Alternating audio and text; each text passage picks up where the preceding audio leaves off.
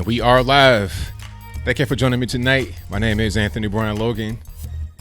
You guys could be anywhere in the world, but you're right here with me, live on the show, and I really appreciate it. We got quite a few topics on deck for tonight. What are we talking about? We're talking about ASAP Rocky. Is he going to be freed from the penitentiary? Not from the penitentiary, but from the prison over there in Sweden by Donald Trump. He said, I guarantee that he will be out of the Swedish jail. How soon? We don't know, but hopefully very soon.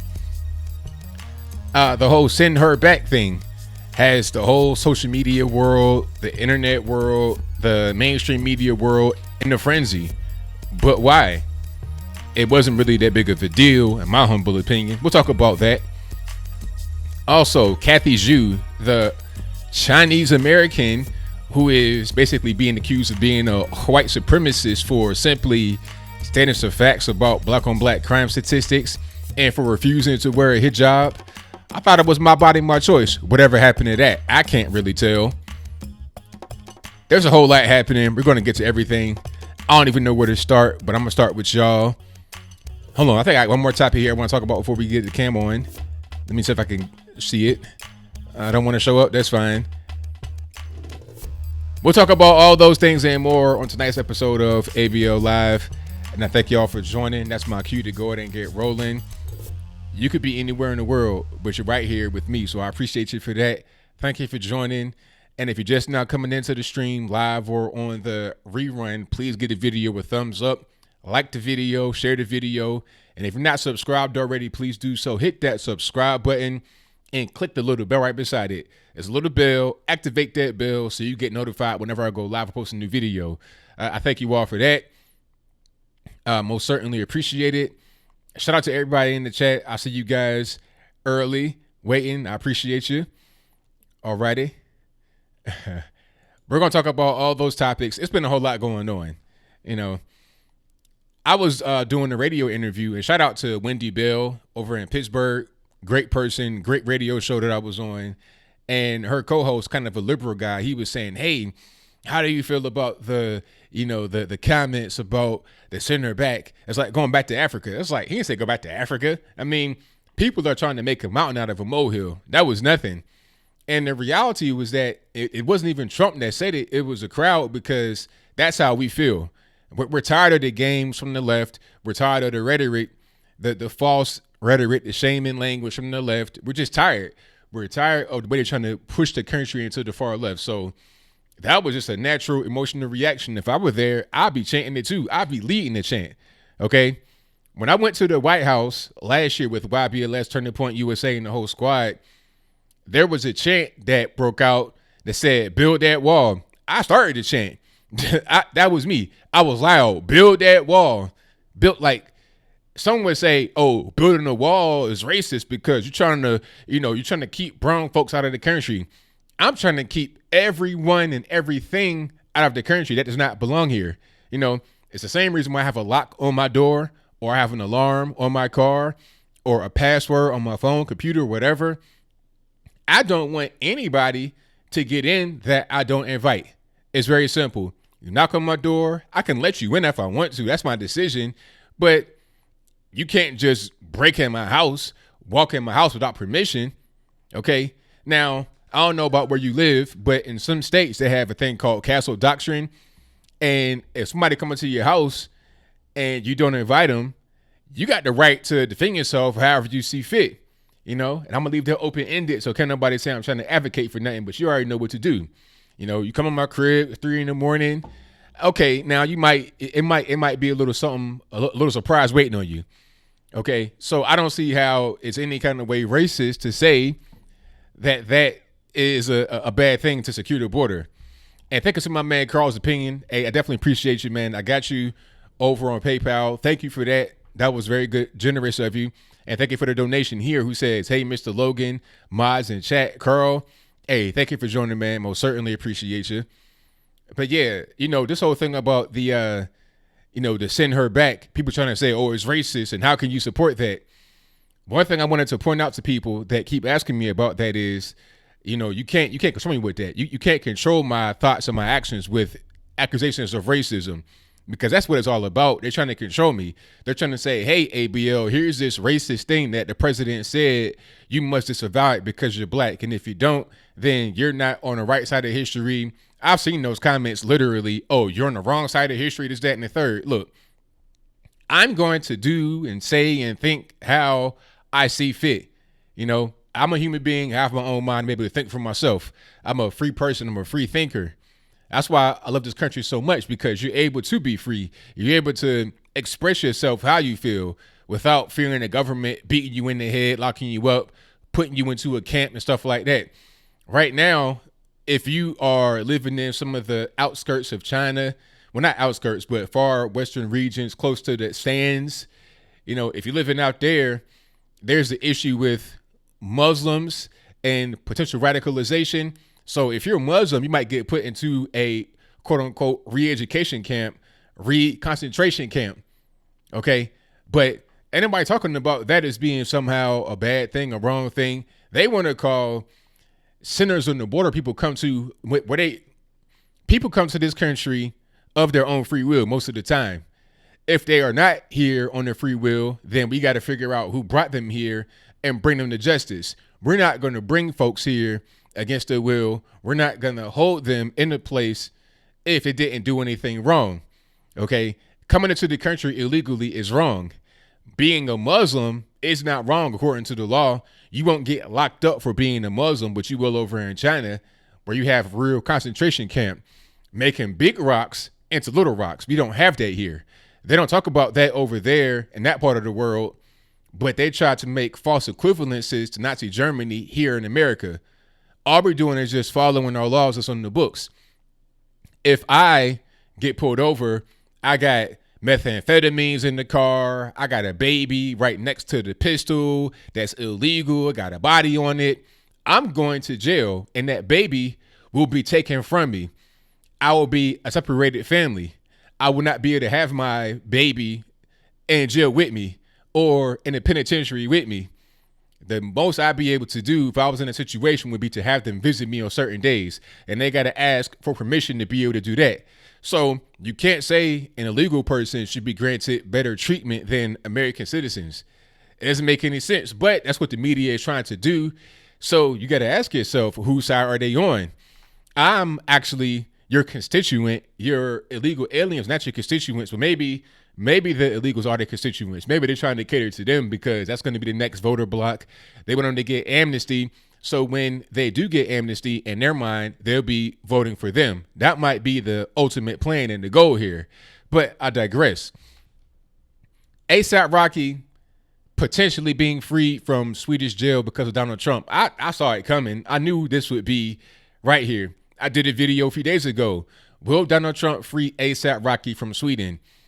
How many times have you seen the president now call the prime minister, the president, the leader, whatever, of a foreign nation and say, hey, can you free my wife's friend? Can you free the rap star from the United States? Can you do that for me, please? That'd be great. I'd appreciate it. You got Mike Pompeo on it, Donald Trump on it, Melania Trump, a lot of celebrities, social media. And the funny part about this is that the main people I see who are against this, who are against freeing ASAP Rocky, are black folks who say that too many black folks get locked up. Because ASAP Rocky made some comments before about Black Lives Matter and not really being a big fan of it. So because he said a thing you don't like, he said a thing you don't agree with, then you don't want him to get freed from prison. You want him just to stay over there in Sweden and just rot. And the video evidence shows that he was not the aggressor of the situation. Shout out to one of my Facebook friends who I think is Swedish. They sent me a video of a Swedish guy talking about this in a legal sense. A legal expert in Sweden. And he was saying that it's very unusual for the person who was not the initial aggressor to get locked up. You know, the whole thing is just because ASAP Rocky is a U.S. citizen and they thought he might be a quote unquote flight risk. Like he mentioned what's my man's name that got locked up in UK, WikiLeaks. Assange. He mentioned Assange because remember, Assange had got arrested in Sweden but bounced and went to the UK. Okay. So they thought maybe he'd do that. So it's unusual. Normally, they wouldn't even do that. And they also did not bring any kind of charges, apparently, against those who started the whole situation. Normally, if you start something like that, you would be charged as well as the other person or just you because you were the aggressor. So it's a really weird case. Now, he didn't say why it was a weird case. He didn't say why those who started the whole situation did not get any kind of charges. Now, anybody want to guess why? You got this American dude over there in Sweden, and then you have the migrants in Sweden, okay? If you had Swedish people that were involved on both sides, I don't think anybody would be locked up. Or if anybody was locked up, it'd be those that started it. It wouldn't be this whole dog and pony show, bizarre world, backwards type of treatment, okay? So Trump is going over there to help him get out. A lot of black folks are against it because of his prior statements. However, they do want a guy to get freed by the name of, what's the man's name? Tay K.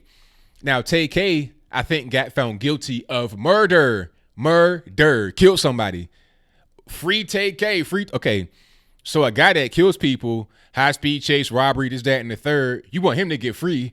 But the guy that was a victim of a crime who got locked up unjustly and all of the evidence is on videotape, you want him to stay over there? Where is the thinking? Where's the logical thought process at? It doesn't make any sense. But whatever the case may be, Trump's going to be on it. Now, I've just been listening to the mainstream media, social media, rhino Republicans talk about, oh, Trump's comments were abhorrent. They were racist. You can't do that. You crossed the line. What are they going to say when they freeze ASAP Rocky? And you know what I want? I want ASAP Rocky to perform at the 2020 inauguration. I want him to perform with, like, I'm talking about head to toe, red, white, and blue, the Betsy Ross 13 star field flag. I want all of that to show how much he appreciates his country and how much the mainstream media, rhino Republicans, and regular normies who are just kind of, a few trees short of a forest are just misguided in their characterization of the administration and the president as racist. But hey, we're going to see what happens with that. I hope that this whole thing continues so we can see the mainstream media try to scramble and react. That's what I want to see. Oh, you guys, I got to show you a video right quick before we even go any further. And thank y'all for joining. If you're just now coming in, please give the video a thumbs up, subscribe, and share. But this video here is of Rashida Tlaib, whatever her name is, in 2016. You've probably seen it by now, but if you've not seen it, you can watch it here first with me. Hold on, let me just get it straight. All right, Twitter, let's get it together. Okay, this is Rashida Tlaib in 2016 at a Trump rally getting escorted out. I will say that Bernie Sanders people you guys are crazy! You're an animal! Get a job! So what you have here is an SJW, a literal SJW in Congress, okay? A rabble rouser. How do you get thrown out of a rally and then you get put in? But you know what? I'm not surprised at all. This is pretty much what we're dealing with nowadays. When she got inaugurated, or pardon me, not inauguration day, but I think it was when she got elected, when she won the election, she said, we're going to impeach the mother effer. So with such foul language and such just disrespect for herself as a human being and as a woman especially, this here does not surprise me at all. I'm like, okay, this kind of just goes with the whole package. Not surprising at all. Just like I was not surprised when I saw Marianne Williamson lead that prayer, quote unquote prayer in church with the white people apologizing to the black people. Now, look, if I was in that church, I would have left. First of all, I wouldn't even have been there, because if I had known Marianne Williamson was going to be there as a guest pastor or something like that, if that was my church home, I would have said, you know what? Okay, I'm going to go ahead and just skip today. I'm going to go and watch TD Jakes or somebody else, televangelist on TV at home in my bed or something. You understand what I'm saying? I don't really go to church, but I'm just saying, if I were to be a church going person and if I was my home church, I would not be there that day if I knew she was there. Now, she had the black members of the church stand up and the white members of the church stand up, and she had the whites recite a quote unquote prayer to the blacks about how sorry they were for slavery, racism, Jim Crow. It's like, look, man, like I said in the video, if I was on either side, let's say I was the black person, I'd be like, look, man, don't touch me. Number one. Number two, I don't know you. Number three, why are you apologizing? I don't know. I never seen you before in my life. You didn't do anything to me. What are you apologizing for? Get away from me. That's what I would say if I was in that situation as a black person. But as a white person, I'd be like, look, I didn't do anything wrong. I've done nothing. I get up every day. I pay taxes. I don't hurt anybody. What are you talking about? Apologize for what? For things happened in the past? What's that got to do with me? I'm here. I'm born now in this century or in the past few years. How am I at fault? I'm not at fault. But Marianne Williamson and these people apparently are pretty much on the same page. You got to have whites constantly apologize towards blacks. But you know what it does? It makes it seem like black people are owed some kind of apology and they're owed other things from the quote unquote white man, because if they don't get those things from the white man, they can't go forward. It's like your whole salvation and your whole existence is dependent upon a whole different person rather than just you yourself. One thing I learned when I was, following Nation of Islam and stuff like that, they had this thing called they use Islam as an acronym. Now, I don't follow Islam or any religion. I definitely don't follow Nation of Islam, but I took that piece with me. The acronym was I, Self, Lord, and Master, Islam. Like I said, I don't follow Islam. I don't follow Nation of Islam. But what I took from that is your fate, your destiny, your ability to progress in this world is all based on you. Now, of course, you're going to have those that are around you, friends, family that's going to help you. But at the end of the day, it's you looking in the mirror at yourself. So I'm not with this whole, you got to apologize for slavery and give me this and give me that. I'm going to go do my best out here in the world. If others want to help me, then that's cool. We can work something out. But I don't require anybody to do anything for me. I'm not going to shame a person to do something for me. I don't want none of that. So I would never be in that situation at all. So Marianne Williamson is a nut job, but we already knew that. So that ain't really saying too much. That ain't saying too much new at all. Oh, Kathy Zhu, the Chinese American woman. Now this is crazy. You guys saw her. She won Miss World USA. And that's not Miss America. That's like a different pageant. I'm not really sure how big or small it is, but whatever. Kathy Zhu basically was called a white supremacist and a racist because of some basic comments on Twitter relating to, black home, black crime and violence.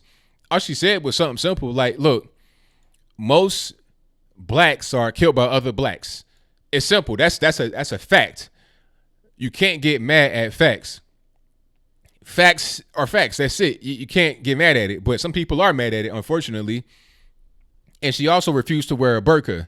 Oh, no, pardon me. It was not a burqa. It was hijab. I think the burqa is the full beekeeper trash bag outfit. But they wanted her to wear a hijab, which is just basically like the part right here, the little Assassin's Creed hood type thing. You understand what I'm saying? She refused to wear that last year. Now, they're saying that she's racist for not wanting to wear a hijab. I'm kind of confused because the left always say, my body, my choice, right? That's their mantra. That's their battle cry. My body, my choice. Okay, so if somebody says, hey, ABL, do you want to put on this dress because you need to be inclusive towards trans people? And I say, nah, I don't wear dresses, boss. I can't do that. They're going to call me a racist, a sexist, a transphobe because I don't want to wear a dress. They want to call her a racist or whatever kind of other over is because she does not want to wear a hijab. Isn't that her choice? My body, my choice, right? Oh, that only applies to an unborn baby, which is not a woman's body. She's carrying the baby in her body, but it's not her body. Okay? Now, if it was her body, why do you give the baby a name and find out its gender before it's born? It doesn't make any sense. How do you name a woman's body and give that entity, that being, a gender? Okay, it has its own separate heartbeat, his own head, arms, limbs, like Everything is all separate. It's a human being. It's another entity. So, the left are all kind of just backed up in reverse. My body, my choice does not apply when they want you to put on a piece of clothing that represents a certain culture. You can't choose then, or if you do choose, you face consequences, but you can choose to kill a baby that's not your body. I got it. That's pretty much all the left is. And shout out to Candace Owens. She had a great tweet. She said the left basically alienated 50% of the population in America by calling them deplorables and whatnot. And now they're basically alienating 80% of the population by doing all those things and this extremism they're engaged in. How are you going to win like that? You might be able to win certain big cities, but you can't win the majority of America. That was the case in 2016. Hillary Clinton won major city areas, but she was not able to succeed in the larger scope of the country. It was a sea of red with a few little lonely blue spots where you had a lot of people at because you had a lot of liberal Democrats there. Very simple. So shout out to everybody in the chat. You guys please hit the like button and all that good stuff. All right. We got super chats here. Hold on one second. Let me see if I got everybody. I know I saw a few. Let me just pull them up right quick. Thank you to Jonestown Autopsy, who says, insiders say that it was Barron Trump who told floaters to have POTUS free ASAP. Same insider says that Barron is asking for Tupac case to be reopened. Thank you for the donation, man. Definitely appreciate you. And you know what? That'd be hilarious if that were true. Shout out to you, man. Thank you to Brett Seasons, who says reparations are a farce and unnecessary. And I'm right there with you, man. Reparations, it ain't never going to happen anyway. We gotta move forward, man. All this stuff about reparations and slavery. Yeah, I'm personally very tired of talking about slavery. It's over. I can do whatever I want. There's no limitations. I'm totally free in this country. Everyone wants to come here. People talking about, oh, this country is racist. I want to leave. That's like during the 2016 campaign, you had those celebrities talking about, oh, if Trump wins, I'm going to go to Canada. Well, anybody patting no bags yet. Everybody's still right in Beverly Hills, Mulholland, Sunset, wherever they at in LA, New York, Florida. Nobody's going to Canada. Okay. Matter of fact, you might live in New York. Toronto ain't that far. It's a neighboring, what's that? Ontario is neighboring to New York State. It's right there, right across the border. Why don't you just go right there? Now you want to go there. You want to stay right in Manhattan and live your best life. If you want to do that, that's fine. But I don't want to hear this whole, I'm going to Canada anymore. You want to stay right here in the States. You love this country, as do all of us. But I digress. Thank you to KG, who said, did you think he could have worded it better so he wouldn't be under fire? I'm exhausted by the topic of race. I don't think that anything Trump says can really be worded better. Like I was saying before, there's a whole Wikipedia page of things that Trump has said that people are deeming racist. I'm talking like 30 things. This is just one more. And people on the left are saying it. I think I saw Soledad O'Brien on Twitter talking about, oh, well, this is just one more racist thing. They're saying it as if it was just a isolated incident. It's not. It's a pattern. Everything's the same as far as how racist it is from Trump. So it doesn't matter. I think Ben Carson was talking, and he said a thing that made a lot of sense. He was like, look, if you don't like someone, everything they say will offend you in some kind of way. It doesn't matter. They can say that, good morning, the weather is beautiful, the sun is shining. You'll think of a way to get offended by that. How dare he say good morning to me? The sun's not shining. He's a liar. It's only 85 degrees. I like it to be 78. Stupid stuff like that. You understand what I'm saying? But if you love that person, things they say won't really be a big deal. Like Barack Obama, when he said that illegal immigrants need to get prosecuted, they need to get deported, they need to go back. When he said that, oh, it's perfectly fine, there's no problem, we still love you. Trump says the same exact thing, and the whole narrative is totally different. What I want Trump to do is to plagiarize Barack Obama's speech on immigration when he goes really hard on it. Say it word for word and then see how different it is. You're going to see a different reaction for 1,000% certain. Same thing people like Chuck Schumer and the like. They say things about immigration all the time. And this was years ago. Nobody said anything. Nobody said it was racist. Nobody said it was xenophobic. Nobody said anything like that. Now, all of a sudden, it's a bad thing. There are parts of the wall that are already built and have been built for years and years and years. Did anybody say it was racist when El Paso built their wall up years ago? How about San Diego? Pardon me. How about San Diego? How about parts of the border that already have a wall on it? Nobody said it was racist back then, but now Trump wants to just finish building the entire wall. Oh, you want to keep the brown people out? You're racist. You're sexist. You're a xenophobe. You're a homophobe. That's what I'm saying. But thank you for the donation. Shout out to Norman Jacobs, who says, do you think ABL? I think all the time. That might be an incomplete statement, but thank you for that anyway. Shout out to Adam D. Ford for the donation. Definitely appreciate you. And I think I got one more here. Let me go ahead and just read that right quick. Silver. They call it a fence. Or we got to have a protective fence. We got to have a physical barrier. What's a wall? It's the same thing.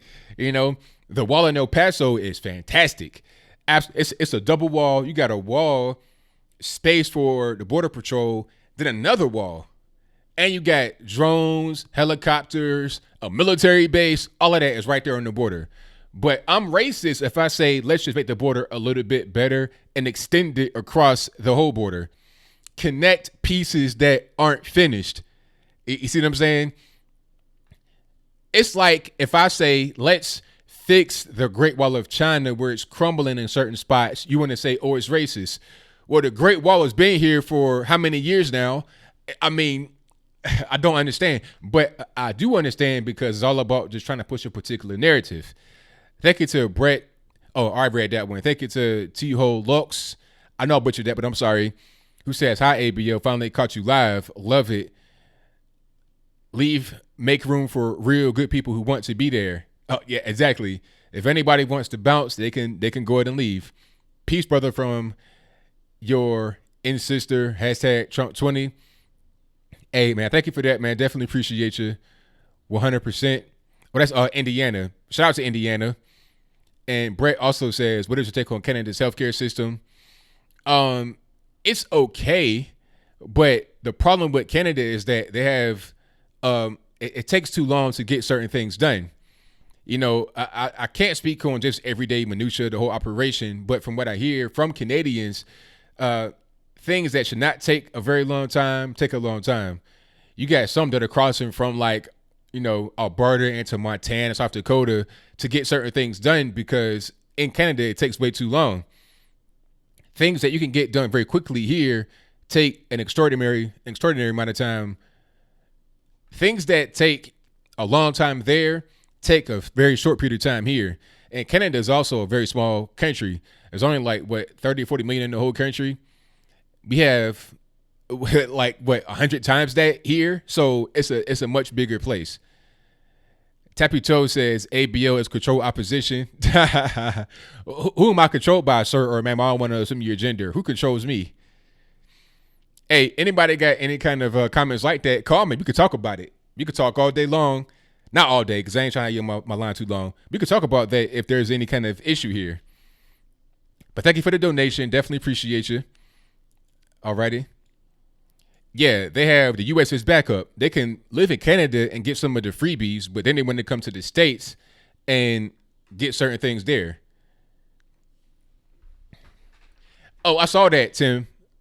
A trans in Canada is suing a bunch of women for not waxing his, let's use a medically correct term here, for not waxing his scrotum. I saw that on Twitter. Was it today or yesterday? I saw that. Matter of fact, I have it on my Twitter if I can find it right quick. Yeah, but that's what we're coming to. I mean, that was easily predictable because if you have people that are transgender, just doing whatever they want, acting however they want, and you can't discriminate against anybody for any reason, then you're going to have some that are going to take advantage of it. Very simple. This person is saying, you know what? I know I was born as a male, but check it out. You're going to wax my scrotum in this shop or else.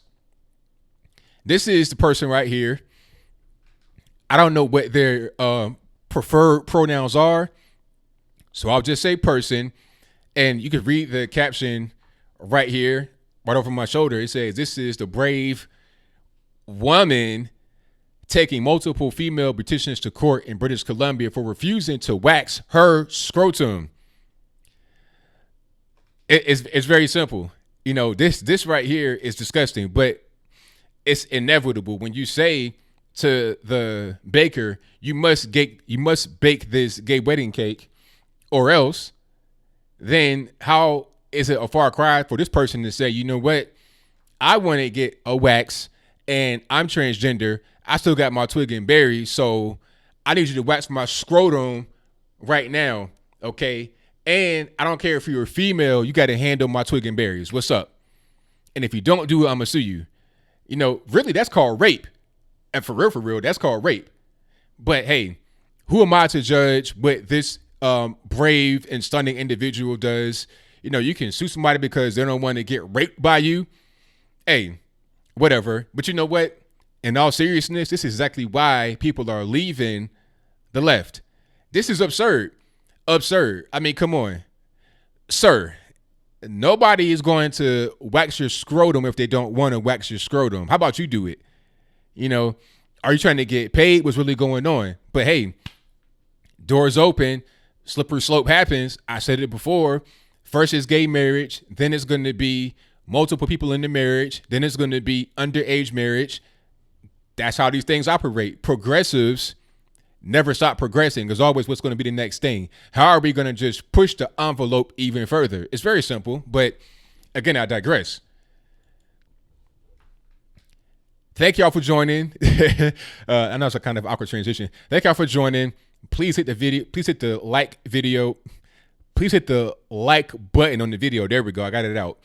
Also share the video. And if you're not subscribed already, please do so. I definitely appreciate you if you did. But let me go ahead and get myself rolling here. Oh, I got to put this on my social media too. Share the video. Share it on your page, Facebook, Twitter, Instagram, wherever you can. I'd appreciate it. Shout out to my man Snap Turtle who says, ABL, did you discuss the minimum wage issue yet? Big up to you. Your channel's growing strong. I did talk about that. I talk about that on my, what was that? On my video today about Bernie Sanders. But I've done it before. I may do another one, a new one, to talk about it in general, to cover it again, because I have a pretty good knowledge of it. I've been in business for a long time, since I've been 22, and I'll be 35 this year. So, just being in business, understanding how taxes work and talking to others that have brick and mortars with employees, I just know how I operate. So I may do a video about that specifically again, or just bring back the old one I've done to just refresh it. Thank you to Tune In Drop Out, who says, if there were tens of thousands of conservative Canadians illegally crossing our northern border, the Democrats would be falling over themselves to help Trump build a wall. Exactly. Exactly. 1,000%. Yes, indeed. Because look, the Democrats are over in Mexico right now campaigning. Why are you campaigning in a foreign country? Okay. You can go visit a foreign country, but why are you campaigning over there like you're trying to get elected in Mexico? It's the reason why is because they think they're going to be able to vote for them if they're able to get amnesty, if they're able to become a citizen, or if they're able to just engage in voter fraud. Because let's be clear, voter fraud does happen. They will say voter fraud does not happen. It's very rare. How do you really know that? How do you know how often voter fraud happens? The objective is to not get caught. You see what I'm saying? It's like how they're trying to get them to come over here and vote some kind of way. They're doing that right now in California with small local elections, school board or city council. There should be no voting if you're here illegally, period. It shouldn't be no question of, oh, maybe you can, maybe you can't. But see, that's going to be the eventual end game here. You see what I'm saying? So that's pretty much where we are right now. There should be the minimum wage. Abolish the minimum wage. Why is it that I can volunteer for free? That's not a problem. Why is it that I can have a maximum wage? Like here's an example. If I'm an independent contractor, I can charge whatever I want to charge. If I want to charge an amount that makes me make less than the minimum wage, effectively, there's no law against that. You see what I'm saying? If I want to work and get paid $5 an hour, Like, let's say I charge you for a job, right?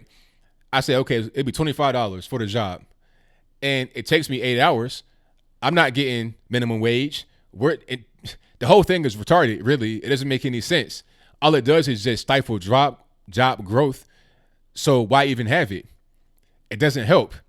Bernie Sanders himself can't even pay his own employees and his staff minimum wage of $15 an hour.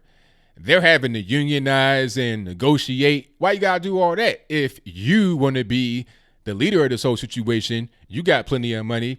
Pay them $15 an hour. It's because once you get into the actual economics of it, once you get into the free market, you can't just do that because it's not a real thing. It's a farce. It's a campaign promise. Okay, so that's pretty much what that is. All right, thank y'all for joining. This is a call-in show, so if you want to call in, the number to call is in the description box below. Also, in the ticker at a certain point, the number to call is 434-658-1220.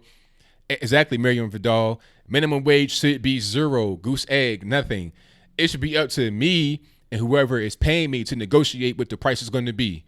You know, I have sponsors and stuff like that. Okay, they say, well, we want to do X, Y, and Z. How much is it going to cost? I hand them back with their offer. They can accept, reject. We can negotiate. That's how it's supposed to be. It shouldn't be the government stepping in and being some kind of third-party negotiator, setting the floor for me. Let me do that for myself, or let the employer do that for themselves. Let us negotiate how we're going to be able to get this thing done. You know, that's what it should be. But we're going to get to the calls in a moment. Thank y'all for being here. Most certainly appreciate you. Yeah, see, the thing about illegals, hiring illegals is a whole different story. Yeah, hiring illegals, you got to stop that too. And also, I think hiring illegals is a problem, but also a lot of the visas, H-1B, H-2B, A, B, C, D, E, F. The 434 area code is in Virginia, but that's not my phone number. That's just a Skype number. I pick randomly. I could have an LA number, a New York number. I could have a 4 number if I wanted to, but the 434 just kind of, you know, it's easy for me. 434-658-1220. It's easy to remember. Just kind of makes sense. But let me go ahead and get to the calls. And the number's in the description box below if you did not hear me say it. Also on the ticker below me. Alrighty. So I am on. Let me just make sure I got my stuff together. And do we have everything? We do. Good money. I am on Skype. Sweet, yes. All right. All right. We got Carl's opinion. What's going on, man? Hey, Anthony, how you doing, man? Everything's all good. About yourself? I'm doing all right. Hey, yeah, I saw your stories you were covering today. The Kathy Zhu story. I guess the Democrats want the Asians to start voting for Republicans finally. That's what's going to happen, because when they see something like that going on, they're going to say, "Oh, okay, you don't like us, you want to call us names. All right, what we're going to do is, as a collective, go on over here." If that's their goal, then I say, "Hey, good job." Yeah, I didn't quite understand the whole politics of that. That didn't make any sense to me. It seemed like it was kind of like backwards, because I mean they could have easily just avoided that whole mess and said, hey, you know, she apologized, or hey, it was a long time ago. Hey, she wasn't directing anything. She wasn't Miss Michigan at the time. So yeah, I didn't quite understand the long game that they were trying to play, because I don't think they thought about the long game, to be honest with you. No, they didn't. But your mic is kind of loud a little bit. Can you turn your mic down a little bit? Yeah, how's that? How's that right there? All right, that's a little bit better. Well, I'll turn it down some more. How's that? 1, 2, 3, 4, 5, 6, 7, 8. You're good. All right, good deal. All right, sorry, man. Yeah, It's all good. Got a new mix award, you know, all that stuff. That's good. But hey, I saw on the Blexit website that you guys are doing your next events in DC. When do you know what month? I know you guys don't like to announce it too far in advance because you don't want a bunch of idiots showing up, but you know what month you guys are planning on doing that? I'm not really sure. It could be as early as next month. It could be like September. Well, one thing that we might do again is the YBLS conference. Same thing we did last year when we brought everybody to the White House, 400 black folks. So we may have it together. So we may do the Blexit conference and YBLS simultaneously. If you do that, it may be like October time, right around then. Okay, yeah, that'd be cool. No, I caught your live streams last year when you were at YBLS, man. That was awesome. I mean, that was just especially at the White House. I mean, it was a bad weekend because that whole shooting thing went on that weekend, so it took up some of the press. But other than that, man, that looked like you guys were having a blast over there. That looked like a lot of fun. It was great, and a lot of kids that I met there, because it was like a lot of very young people, like high school, college. A lot of those guys are doing very good right now. I seen them on TV. I see them, becoming activists, maybe even politicians. So it was really good. All right. Well, good deal. Well, hey, man, I'll let you go. I know you get a lot of phone calls, but hey, thanks for taking the call. And, hey, man, keep it. Oh, I'm sorry, man. Congrats on over 300,000 subs. Excellent. Thank you for that, man. Definitely appreciate you, for sure. All right. Have a good one, Mr. Logan. All right, now. Thank you. All right. Bye-bye.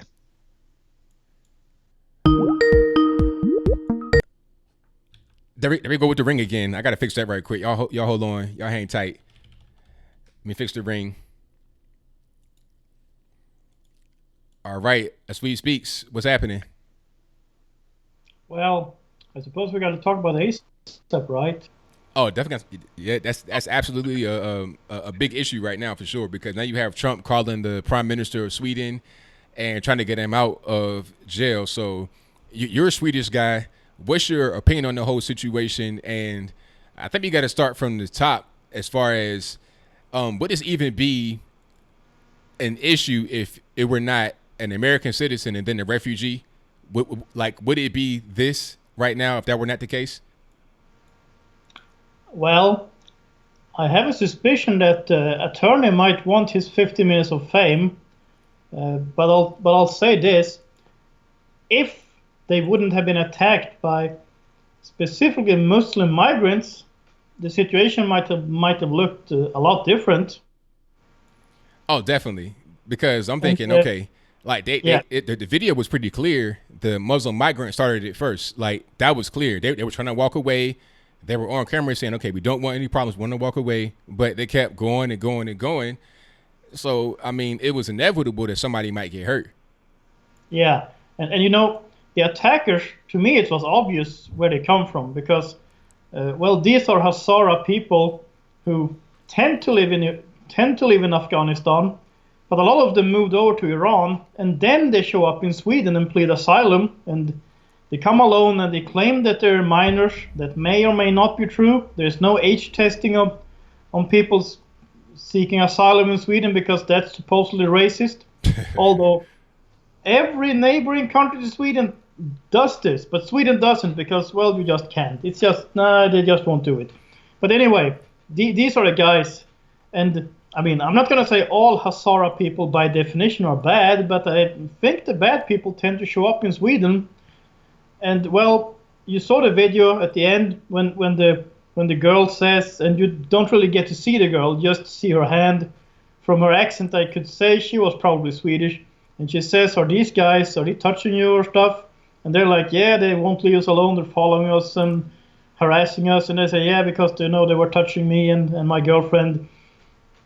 And after that, I think they just got tired of them.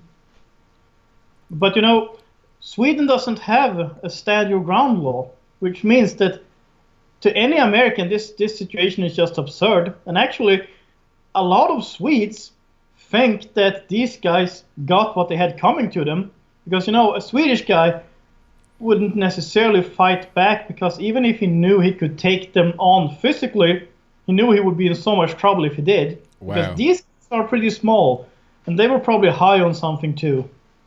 Yeah, I was hearing that a lot, because people were saying that these guys, they sell drugs a lot and they also use drugs, so they may harass you or try to rob you to get drug money.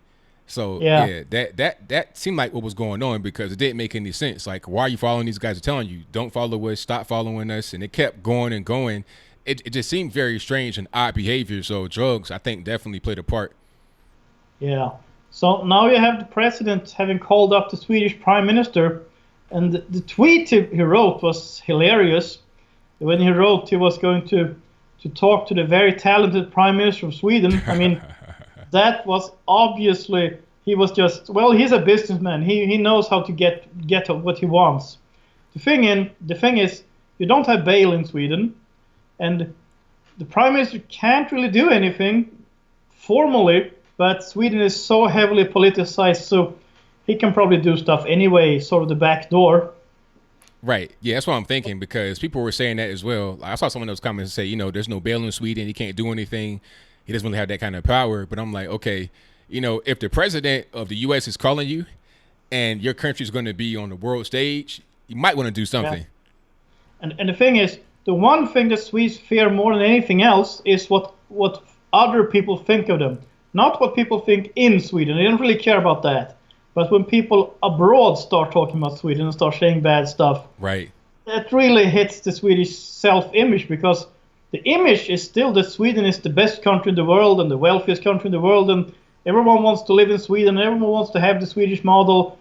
And yeah, then maybe that was true 50 years ago when Sweden was number 2 right after America, before the country deteriorated. But now it's like, no, it's not that way anymore. But the image of a lot of Swedes is still that they're still back in the good old days. Right, absolutely. So if that image is going to be destroyed even more on a national, on an international stage, and the U.S. is at the center of, you have a U.S. citizen there, yeah, that's definitely going to be a bad thing. So it'd be in their best interest to go ahead and let them go, because if they don't, the bad press will not stop. It'll just continue. Yeah, I just hope they let him out in time. I mean, I'm not sure about exactly how he's treated in prison, but I know the American embassy was eventually given access to him. They weren't at the beginning, I think. Okay. Which is directly a break of the deal that Sweden and the United States has, because there's a deal between the countries that if an American citizen is in trouble with the law in Sweden, the embassy can just go and see him or her. Okay, so they were breaking the agreement at first, but they were not allowing him to go and visit with the American consulate. Yeah, and as I said, a lot of people in Sweden, they actually say that these guys, they had it coming for them. Right. I mean, that was pretty clear in the video, so I think that something will happen here. It seems like they were trying to protect the so-called migrants. I don't see any other reason why they would lock A$AP Rocky up, because he was clearly not the aggressor. Right. Yeah, and even when they said that you broke my headphones, but that's because they hit them on the head of the bodyguard first. Right. It's like, okay, your headphones broke because you swung them and you cracked them on the bodyguard. So yeah, they broke. You broke them. Like, yeah, it was crazy. Yeah, and they were still trying to defuse the situation. So I'm going to have to side with A$AP and his crew here. I mean, that's the only reasonable position. Absolutely. So hopefully they won't need to sit for too long. I know that now there are some rap stars saying that they won't go to Sweden, and I'm like, yeah, Sweden earned that. I'm sorry, but they did. Yeah, it's unfortunate, but hey, it is what it is. Yeah. So that's pretty much it, I think. All right, man. Well, I thank you for the call as always, man. Definitely appreciate you. And tell everybody in the chat how to get in contact with you. Yeah, absolutely. You can go to https://swedespeaks.com. All righty, man. Thank you for the call. Definitely appreciate it. Thank you very much. And have a great evening. All right, now, same to you. Yeah, bye. All right, thank you to my man, the Swede Speaks, for the call. Most certainly appreciate him. You guys go to his website at swedespeaks.com. He is on YouTube as well. So go to his website, find everything right there. If you're not subscribed to him already, please do so. But let me get to the next call. 210, you're on the line. Who am I speaking to? Hey, ABL. It's Brandon from San Antonio. All righty, what's going on? Chill, man. How you doing tonight? Everything's great, man. Can't complain. All right, cool, man. Hey, so, yeah, with the whole send her back thing, you know, I kind of wasn't feeling that myself, but I get where they're coming from. I mean, because I'd like to send AOC back to where she came from and fix me the drink I've been waiting for. I hear you on that one for sure. But, yeah, so, oh, man, I had a total brain fart. The whole send her back thing, you weren't really feeling that too much? Oh, yeah. I want to apologize as a white Irish Texan American that had nothing to do with slavery, because my family didn't come in until like the 1930s. Right. To you, that I don't even know. Exactly. That's how I feel on the other end of it. It's like, look, you weren't even here. Even if your family was, so what? It wasn't you. I was never a slave. What are you apologizing for? I think the whole thing is like when I saw that whole thing from Marianne Williamson, I instantly cringed right away. It was just pure cringe. It was absolutely ridiculous. I don't want that to happen no more to anybody. Oh, it made my stomach hurt. Like, I was just sitting there looking, like, watching it, just going, ugh. Like, what's going on here? And then you had that one guy, like, scratching his arm. Like, he didn't want anything to do with it. He was uncomfortable. Like, totally uncomfortable. Yeah. It's just like, what are you doing? What are you, like, yeah, I don't know, man. But, you know, like I always say, you know, that's all I got for the night, so. I know. Thank you for the call. I try to keep it short. Hey, it's all good. No worries, man. All right. Wait. All right. Shout out to the call. The great call. Yeah, that whole Marianne Williamson thing. Hey, and if you watched that video, you had headphones on. Sorry, RIP headphone users because of that scream at the end. That was really random. When I saw the prayer at first, I saw like a little snippet of it. It was like about a 2-minute clip. But she had it on her YouTube page. Marianne Williamson had it on the YouTube page. So I saw the full thing. It was like 23 minutes of an entire thing, like the whole setup and then the afterwards. But the prayer was much longer than 2 minutes. And at the end of the prayer, some girl just decides to start screaming. Like, I don't even know what that was. It was really dramatic, like she was crying or something. But I could tell there was not one teardrop that fell from my eyeball. She was just acting the fool, trying to get attention. But yeah, that was really crazy. So RIP headphone users, if you were watching that with headphones on, I'm sorry. It wasn't my fault. But let me get to my next call. Okay. 828, you're on the line. Who am I speaking to? Hi there. This is Janie from North Carolina. How are you? I'm doing all right. How about yourself? Doing good. I just had a couple comments tonight. All week long the news has been that the squad is so offended by what the president said about them. But you know what? We've all said it. Anybody that has listened to them ladies talk, all have said the same thing. If you hate it so bad, go back to where you came from. But then they went so far as one of them to threaten the president to remain a thorn in his side for as long as they can. And I think that, you know what? I think they should impeach them from their office and then send them on their way wherever they want to go, but preferably back to where they came from because people's just tired of them. And then the next thing I was wanting to comment on was, when did our country get so sensitive about what people say in front of them? You know, the older generation, we don't even know the LBGTQR lingo. You know, I don't even know it. So, you know, I feel uncomfortable trying to say it. I always address people as Miss or Sir or Ms. And then you look at them, I don't know what some of them are. I really don't. And then they act like they get offended. Well, I'd get offended to call you a miss if you're a man, and I know you're a man. Right. So I think, you know, I just think that people are just too sensitive anymore. Used to not be like that. Everybody was tough. You just, you know, what somebody said didn't make no difference to you, and you just go on about your business. Now, it's just retarded. But I did notice that I've seen videos where teachers are now trying to teach the young students in class the LBGT lingo so that they know what all it means. But they can't teach them how to tell time on a regular clock. That's right. You know, they don't even teach them to write cursive anymore, so they can't even check. I mean, my own children, it's real hard for them to write a check.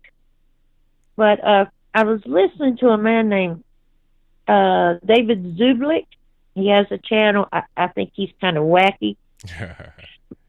Anyway, he had a video on today that says that Joe Biden will be pulling out of the 2020 hopeful presidential race because of medical issues that he's supposed to be having a brain tumor, just like John McCain. Don't know if that's true, but that's what his whole video was about today. It's possible, because he is up there in age and he doesn't look really good on the campaign trail, so it's possible. Well, that's what they said. And then the last thing, I did see a video where, Puerto Rico, they're really trying to get rid of that crooked government that's in there right now. And, the president had said, maybe last year, they're not sending no more money down there. They have sent plenty of money to help that country rebuild, but that something had happened to the money. So now I see that they have charged some officials with, I don't know, what do you call that? Stealing their money, embezzlement yeah. of the money. But there again, our president was right. Why keep sending money if they're just going to steal it from the people? So I hope that works out for them. But thanks so much for your time. Thank you for doing all that you do for us so that we do have a voice out here. And you have a good night. Thank you for the call. Definitely appreciate it. All right. Bye-bye. Bye. All right. Shout out to the caller. Great call. Absolutely. If Puerto Rico is mismanaging their money, if they're not doing the right thing, then you got to roll out. The governor, I think the whole thing started with the governor because of Ricky Martin, if I'm not mistaken. Well, I think that might have been just one big issue or one of the issues, but obviously there's much more to it. You got thousands in San Juan protesting this guy. You got to bounce. So, hey, if you can't handle the money, if you can't manage the federal resources, then why do you need to get them? Figure out the best way to go forward without using all the federal monies. But let me get to my next call. The number to call is 434-658-1220. Let me get to my next one. All right, call you on the line, 843. Who am I speaking to? Hey, what's going on, ABL? This Mark Jennings out of Savannah. Mixed Troop coming to you out of Savannah, man. I wanted to touch down on a couple of things. Something that I don't know if you saw. Did you see that CNN video the other day where they was interviewing those liberals, I think in Pennsylvania? Did you see that? I think I did. I think I saw that one. And they had the black guy there, and they try to put the black guy on the spot talking about, let's address the elephant in the room. You a black guy with tattoos. Why you voting for Trump? I was blown back. I said, Lord have mercy. They ain't even trying to pretend like they ain't racist no more. You know what I'm saying? They're out in front with it. And you know what? I think they had Van Jones asking that question, right? It was a black man. They think it's all good because it's a black man. But, that's why it's good to have black Americans out there standing up and speaking the truth that white Americans are too afraid to speak. But, I mean, I had to post it. I said, I can't believe this. Y'all can't see what's going on. He's trying to sit here and bully this kid into feeling like he's doing the wrong thing for voting for Trump. What is your gender, or not your gender, what does your race have anything to do with who you vote for? What about policies? He ain't asked them nothing about policies or anything like that. Just ask them about why you vote for Trump and you black. Anyway, I wanted to also touch down on that Ilhan Omar nonsense, how she won't denounce Al-Qaeda or anything like that. She is the reason why people do not want Muslims and whatnot in the government. I'll be honest with you. She gives them a bad name. She talks so nasty about the country and everything like that. It's really blowing me back. Do you think that we should have people like her in the government? Not at all. Absolutely not. I mean, ABL, man, they really are trying to destroy our people. They're saying that the president is racist. We see him right here trying to get A$AP Rocky out of jail, right? Mm-hmm. We seen him have Tiger Woods at the White House. We seen the founder of BET at the White House. We see where the black unemployment rate is right now. We see the urban revitalization program. Must I go on right now from the last year? What we've seen in the last 7 months of this year? It's so many different things. Like the First Step Act, I think they've already freed like 2,200 people, and the majority of them are black males. So it's like, So it's like, okay, I mean, we're actually doing things to directly impact black folks in this country in a positive way. People want to get hung up on, what does this mean? And he really means this and really means that. It's so stupid. And really what it is, they're trying to control us with that so we don't go and vote for them and just keep voting for the left as usual. and I can say this as a former criminal, okay? Don't hold nothing against me. I can say this. I appreciate him doing the First Step Act, but for me, that didn't make or break anything. That was, that could have been the last thing on his list to do for black people, getting people out of prison and stuff like that. Because at the end of the day, they committed crimes. Whether or not their punishment is harsh or whatnot, if you commit a crime, you should expect to be going to jail. But I do appreciate him doing that, as somebody whose mother did spend, 10 years behind bars. My father spending life behind bars. So I see it's nice to see him doing something, for those people, giving them another chance and stuff like that. But I just think it's so ridiculous. But I honestly think that the base is growing, and I see a lot of people of color right now that are starting to go to his side. Real people, the real people, not the intellectuals. They're going to keep on voting for the liberals. But I see a lot of people in the hood that's starting to be like, shit, Trump ain't that bad. Oh, excuse me, I'm so sorry, ABL. That's starting to be like, Trump really ain't that bad. And, hopefully black people as a whole will start to get on Trump's side. Not that that's going to make or break his presidency, but I would just love to see the colored community finally starting to open up their eyes and break off them chains. Hey, man, I'm right there with you, 100%. Hey, I appreciate you letting me call in, ABL, and get it off my chest, man. Have a good night and keep on spreading that truth. All right, thank you for the call, man. Definitely appreciate you. All right, brother. All right, great call. That's what I'm talking about. Just regular everyday people. What he said was correct. Regular everyday people that go to work every day, just raising their kids, taking care of their family. They're like, okay, Trump ain't that bad. The media talking all this stuff. I'm not seeing what they're saying. They're not just going to be hypnotized by the media and whatever they want them to think. They're thinking for themselves, just as a regular person observing it. It's like, I don't see all these negative things you want to talk about. But let me get to my next call. 765, you're on the line. Who am I speaking to? Mariana in Indiana. All righty. What's going on? Well, I was just thinking about, the Mean Girl Squad and all their, contemptuous, speech towards the president. And I can't help but get out of my mind when Rashida Tlaib said, as soon as she got in office, don't worry, we're going to impeach that MFer. Why have we not had a Republican representative say, okay, you want to make charges against our president saying he's racist, which is BS. We need to make charges against you for being a congresswoman and saying let's impeach that MFer. Who speaks about the president that way? Come on. That's right. Exactly. You know what I'm saying? Yeah. I mean, because that office is supposed to be an office that is held in reverence, and we're supposed to respect the president, like even Obama. I did not like him, okay? He had a lot of policies that I very much disagreed with, but I would have never dreamed of saying, let's impeach this MFer. I mean, you just don't do that, and especially for our politicians to be speaking like that. I think that some of us, maybe a whole lot of us actually, need to write a letter to our representatives and say we don't appreciate this kind of speech and we want charges brought against this congresswoman. I don't know if it would get very far, probably not, since the left is, pretty much controlling Congress right now. But I think that, in a way it should be somewhat of a formal thing just to show the left that, hey, we're pushing back.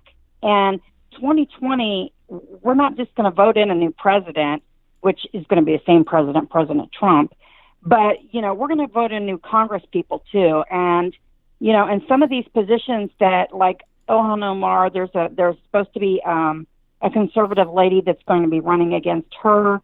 Rashida Tlaib, there's going to be a conservative woman facing off against her. And we need to really support all these conservatives that are coming up against these women as much as we possibly can, because that Mean Girl Squad, we need them out of there, and anybody that would speak so contemptuously of the office, of the Oval Office, I mean, our president, it's just wrong. Like I said, I disagreed with Obama but I would have never said those words against him. You know, so why should it be okay for them to say those words against President Trump? That's right. So anyway, I wanted to say too that on all the topics you're discussing tonight, you're on point on all of them. But really, all I had to say was that about Rashida Tlaib. So thank you very much for your time. Thank you for the call. Definitely appreciate you. Thank you. Bye-bye. That's a very good point there. Respect the office. You know, people could say they don't like Trump or whatever, but, you know, it's kind of irrelevant. At the end of the day, the office is the office. Respect it. But let me get to my next call. 865, you're on the line. Who am I speaking to? This is Aaron from Sevierville. All right, Sevierville up there in Tennessee. Smoky Mountains, right? That's right, Smoky Mountains, ABL. Thank Jesus I found you on YouTube. It was just a random recommendation, and you're a brother from another mother. I would have never imagined somebody out there thought just like I do about everything that's going on. It's just they're tearing our country apart. And I just want to rewind, come back to something that's happened. Have you heard anything about the Corker corruption in your area since you're in Chattanooga? And I feel like you're somebody that's got the pulse. You got, you know, you're listening. You're on the ground. I've not heard a lot about it. I've been hearing things here and there, but I've not really heard about it in depth. You know, I'm hearing more about the whole thing with the state, because they passed the what was that? It was a bill for schools. I think it was like a school choice, but Hamilton County was excluded from that, which is where, right. You know, so I didn't like that too much, and I heard that it was the Republicans here that didn't want that to go through. I'm not sure if Corker was involved. I know Corker was a mayor here, but I'm not sure what he's doing right now, because didn't Corker quit? Or is he still in there? Well, what I heard through the grapevine on the DL is Corker was involved in some shady business with land that it's sectioned for this or sectioned for that, or what do you call it? If it's residential or commercial, I can't zoning. They don't zone it for commercial. He buys it up, zones it for commercial, and then sells it, and made lots of money. I mean, bukus. Okay, I see. So I'm hearing that's why he bowed out, and that's why Marsha Blackburn got in. Oh, okay, that makes sense. Right. Because you know, I was thinking about he just didn't like the way the party was going, and he wanted to get out, but that might have just been kind of a smokescreen because he had something else going on with the whole corruption and buying land. Okay. Why would you jump out for no reason? You've been in a politician for all these years, making all this money. Why would you jump out all of a sudden? Right. Trump comes in. Oh, I'm going to bow out. Okay. Right. So I was just wondering, maybe you got your finger on the pulse there in Chattanooga. That's where I heard most of the corruption was going on. Maybe you might have heard something about it. Yeah, I've not heard about it. I'll be talking to some people on this week. I got a meeting actually this week with some people that know more about that than me, and maybe I'll be able to learn more about it. But yeah, that's my first time hearing about it. National stuff, it's important to me.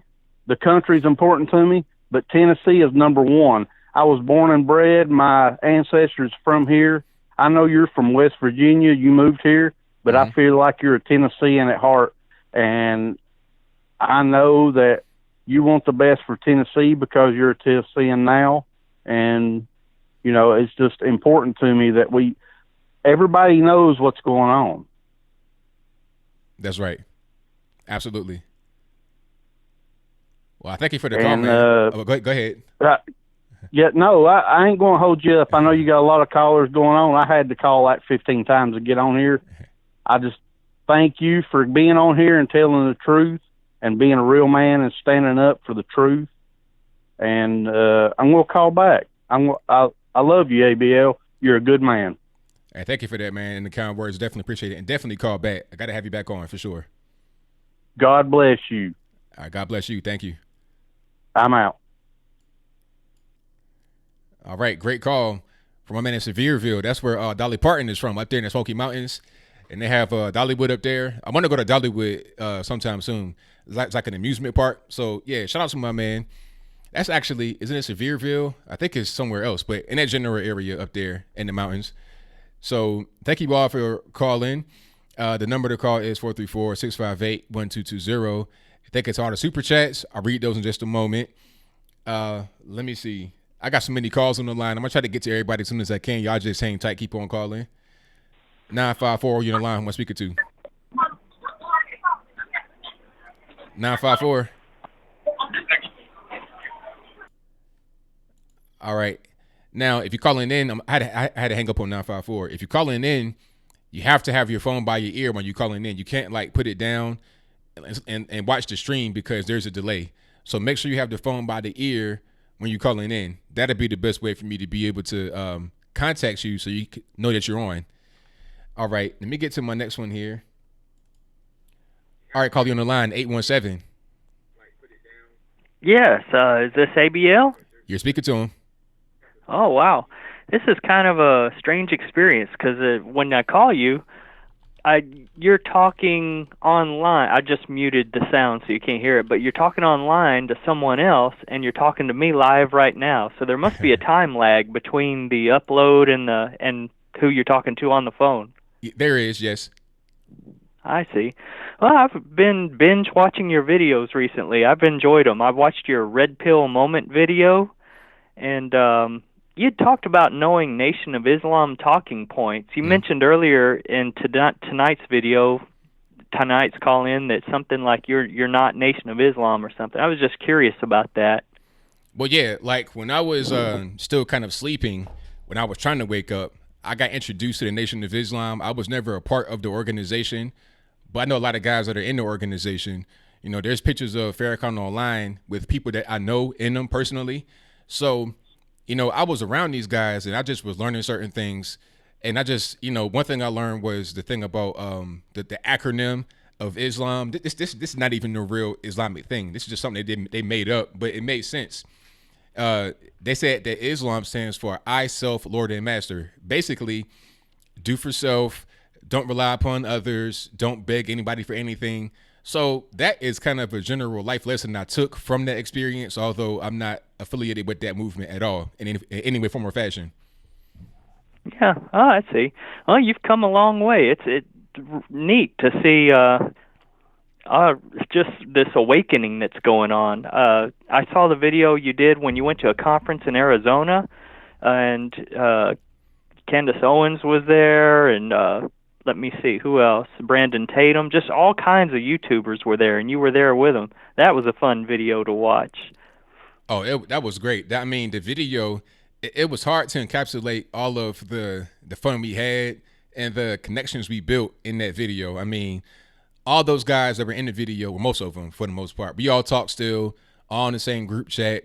We still do things together. So it was a beautiful experience.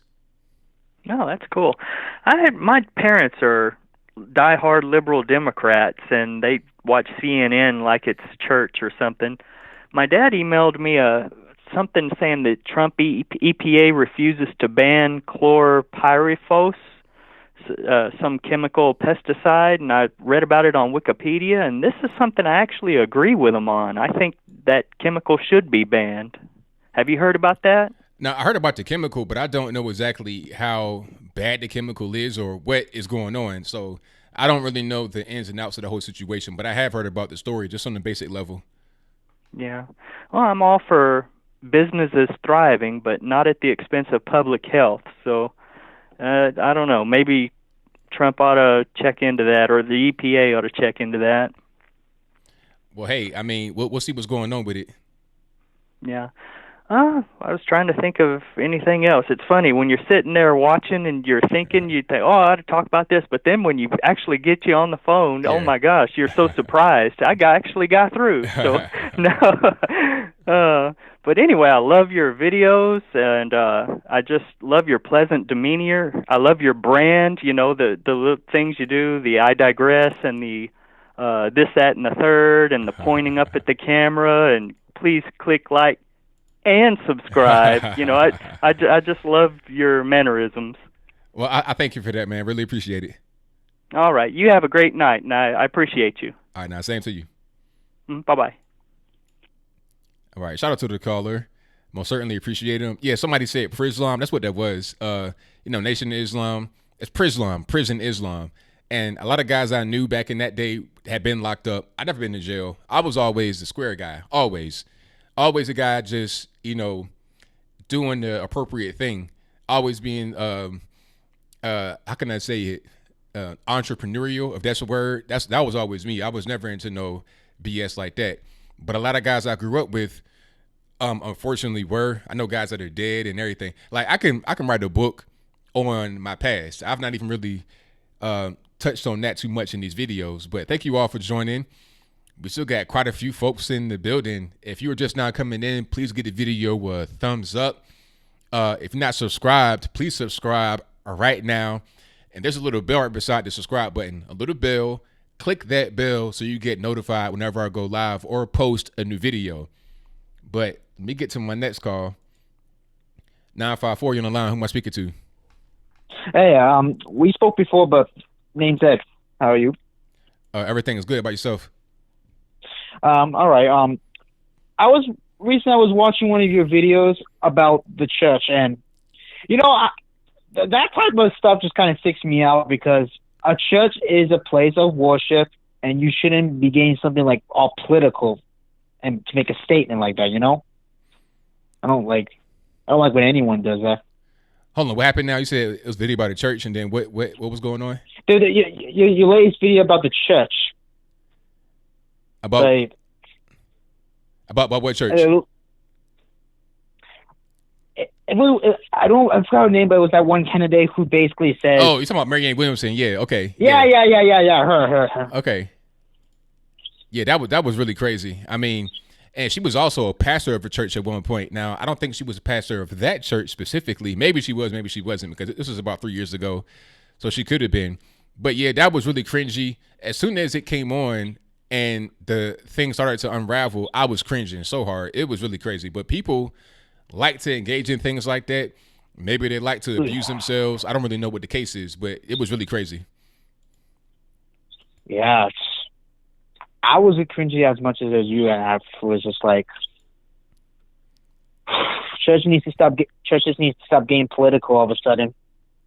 Yeah, for sure, absolutely. I mean, and that kind of turns people off. If you're trying to get people to come into the church and really follow the word of God, you don't want to hear the really weird political stuff from the left. You're trying to go in there and get a spiritual connection, not a political connection.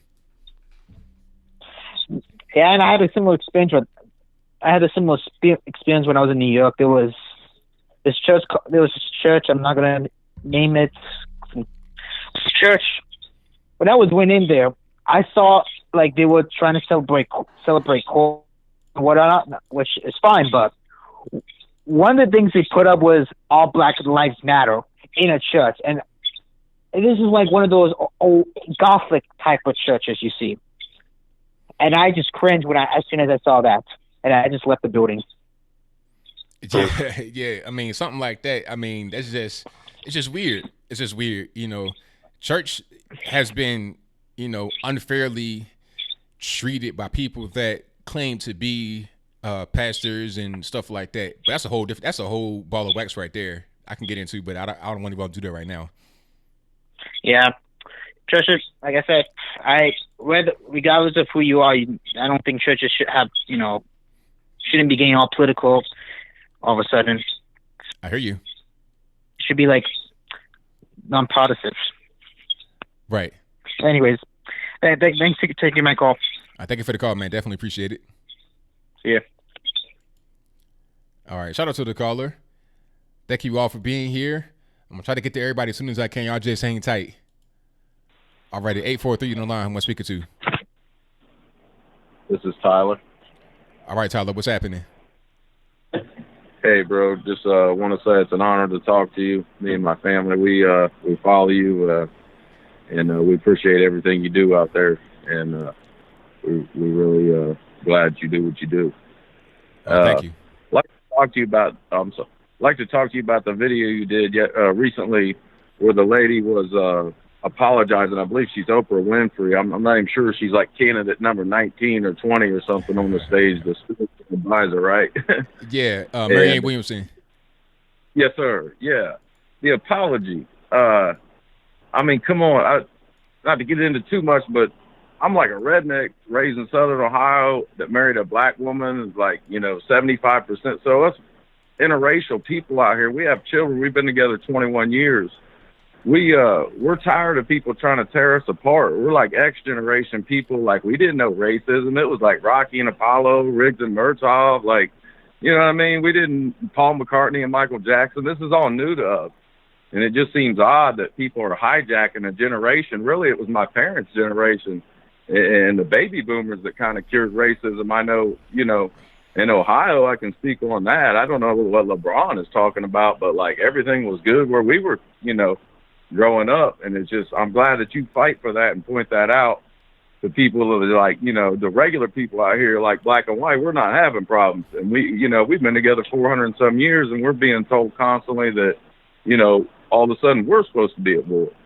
And we just want to say, man, we really appreciate you, because trying to raise interracial children, we're in South Carolina now, and it's really difficult sometimes because, people from both sides really don't like what you're doing. But, for the most part, everybody, just goes about their way, is an American, and we just want to say we appreciate you, man.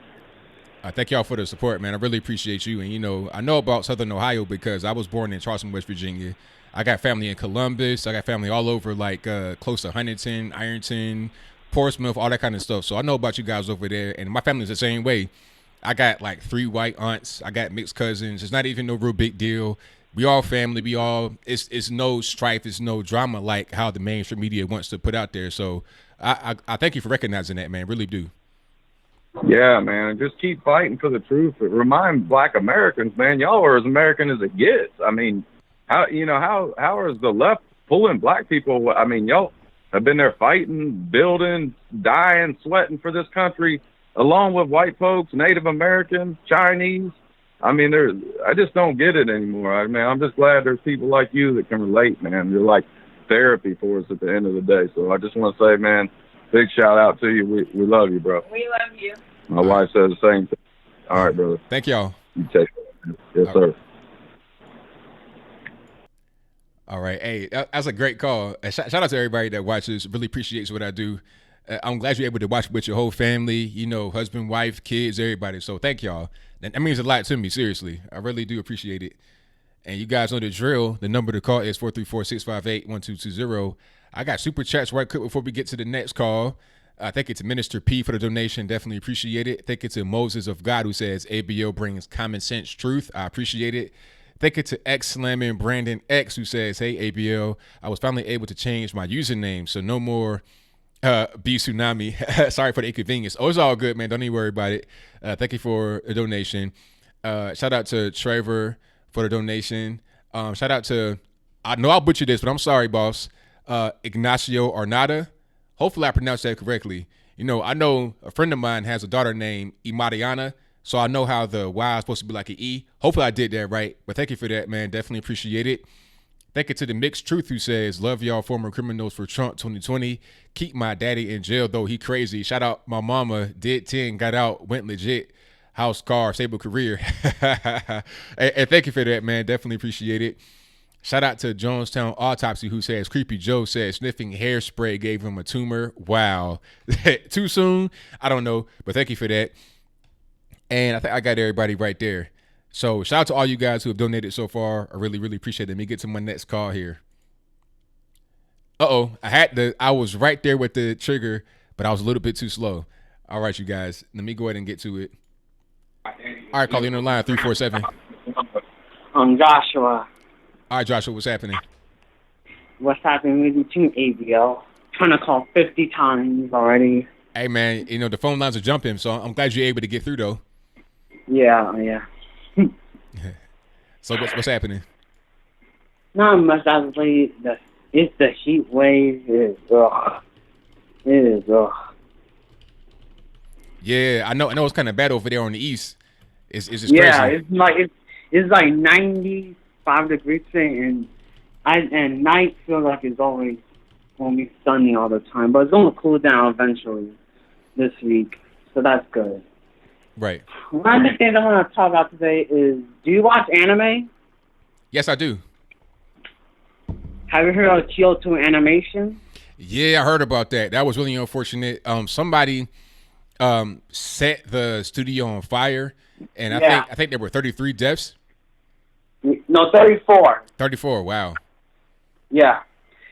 But the reason why I want to talk about it is the mainstream media's response is not identity politics, but female empowerment, saying that that more females were killed than men. That's what the New York Times says. That the headline says. Hold on. Pause. Wait a minute. So we're talking about the fire, right? The arson, and huh? Yeah. Yeah. So you're saying that they're talking about female empowerment? What? Yeah, that's what they look at the New York Times and type of Kyoto Animation New York Times, going to see the article. Okay. You can put it on the screen. It's crazy. Like, the mainstream media here is something else. Okay, it says Japan fire killed mostly women at a studio known for hiring them. Okay. Like, so basically, they're trying to say that it was a sexist attack. Not worried about you got human beings that are dead, or you got to just label the guy that did it as a sexist. That's more important than the actual death. like, yeah. This is why we said the mainstream media is the enemy of the people. This is why they spread fake news, and they did this story, and why not support them, not this crap? Right. And CNN did it as well. Well, of course CNN going to do it. See, I mean, at this point, I think that everybody knows that, the liberal media is a joke, a total joke. Yeah. Yeah. And that's enough for Kyoto Animation. Rest in peace to the people that died. Also, I want to talk about is, do you see the video from Rashida Tlaib from way back in 2016? Yeah, I saw that where she got kicked out of a Trump rally. Yeah. Yeah, I saw that. You're crazy. No, you're the crazy one, far leftist Democrats. You're trying to put far left laws in the United States. That's why Trump is going to put them in front the face of the Democrat Party, because they are. This is not the Nancy Pelosi, Chuck Schumer Democrat Party anymore. It's the far left, Al Cuckoo Cocoa Puffs Democrat Party. And guess what? I love it. Keep doing it, because more people are going to get kicked off and join the center or the right. Right. And that's good for Trump. That's right. I'm with you. Yeah. And one last thing I really want to talk about is the Marion Wilson church. Marianne Williamson with the church and the prayer, talking about please forgive me because of slavery, talking about the whites making the way back in slavery was years ago in the 1860s, right? The thing is, nobody alive is responsible, so it doesn't even matter. It doesn't matter. We got to move on away from that whole that narrative. Slavery's over. Right. Move on. Do something with your life that's productive, rather than screeching and crying about things that can't be fixed. Right. Absolutely. Because, I would say again, slavery was years ago. I was not part of slavery. I was born in 1999, and my family was not part of slavery. And when one guy was uncomfortable, it's just basically pandering for the black vote, basically. And it's not going to work in 2020 this time around, because Kamala Harris is not going to rally the black vote like Obama did. Right. Now, like, you know, the thing about the current candidates is that they don't have any kind of juice because the squad is taking up all their juice. You know, because there was so much drama with the squad going on. I'm looking at that and covering that. I totally forgot there was like 35 people trying to become the president on the Democratic side. I totally forgot about all of them. Nobody was important. Ilhan Omar had this whole big reception when she came back to the airport in Minnesota, right? It was the whole airport was packed. Kamala Harris, on the other hand, it might be like 2 or 3 people trying to get a picture, but nobody really cares. She's like a regular passenger. She has nowhere near the juice that any of those who are on the far left have. So how can you get any kind of traction like that when those who are not even trying to become the president are getting more shine than you? It doesn't make any sense. Right. Is that they are a bunch of clowns. Personally, they're clowns because they don't have no policy. They just say, you know, like I can say, they want to defeat Trump just because. They don't like Trump. Orange man bad. That's their explanation. Orange man bad. Right. Yeah. And before I want to go we got a little bit of time. I heard an MK Ultra. I don't know nothing about that. I be hearing people talk about that, but I don't know. I believe that the Kremlin was controlled by MK Ultra. Hey, you never know what's going on with that, man. But I don't mean to cut you short, but I got a few more calls on the line, so I thank you for the call as always, man. Definitely appreciate you. Definitely appreciate you too. All right, now take care. Take care.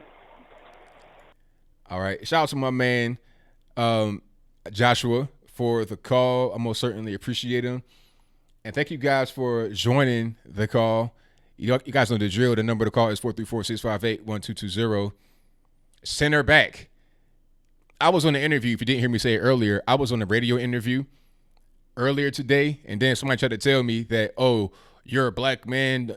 How you feel about the center back? Isn't it racist? No. If I was there, I'd have been chanting center back too. Why not? Why can't I say send her back? Let me get to my next call.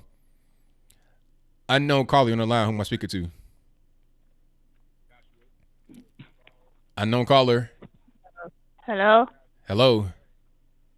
Hello? Who am I speaking to? Oh, AJ. AJ? Yes, from the UK.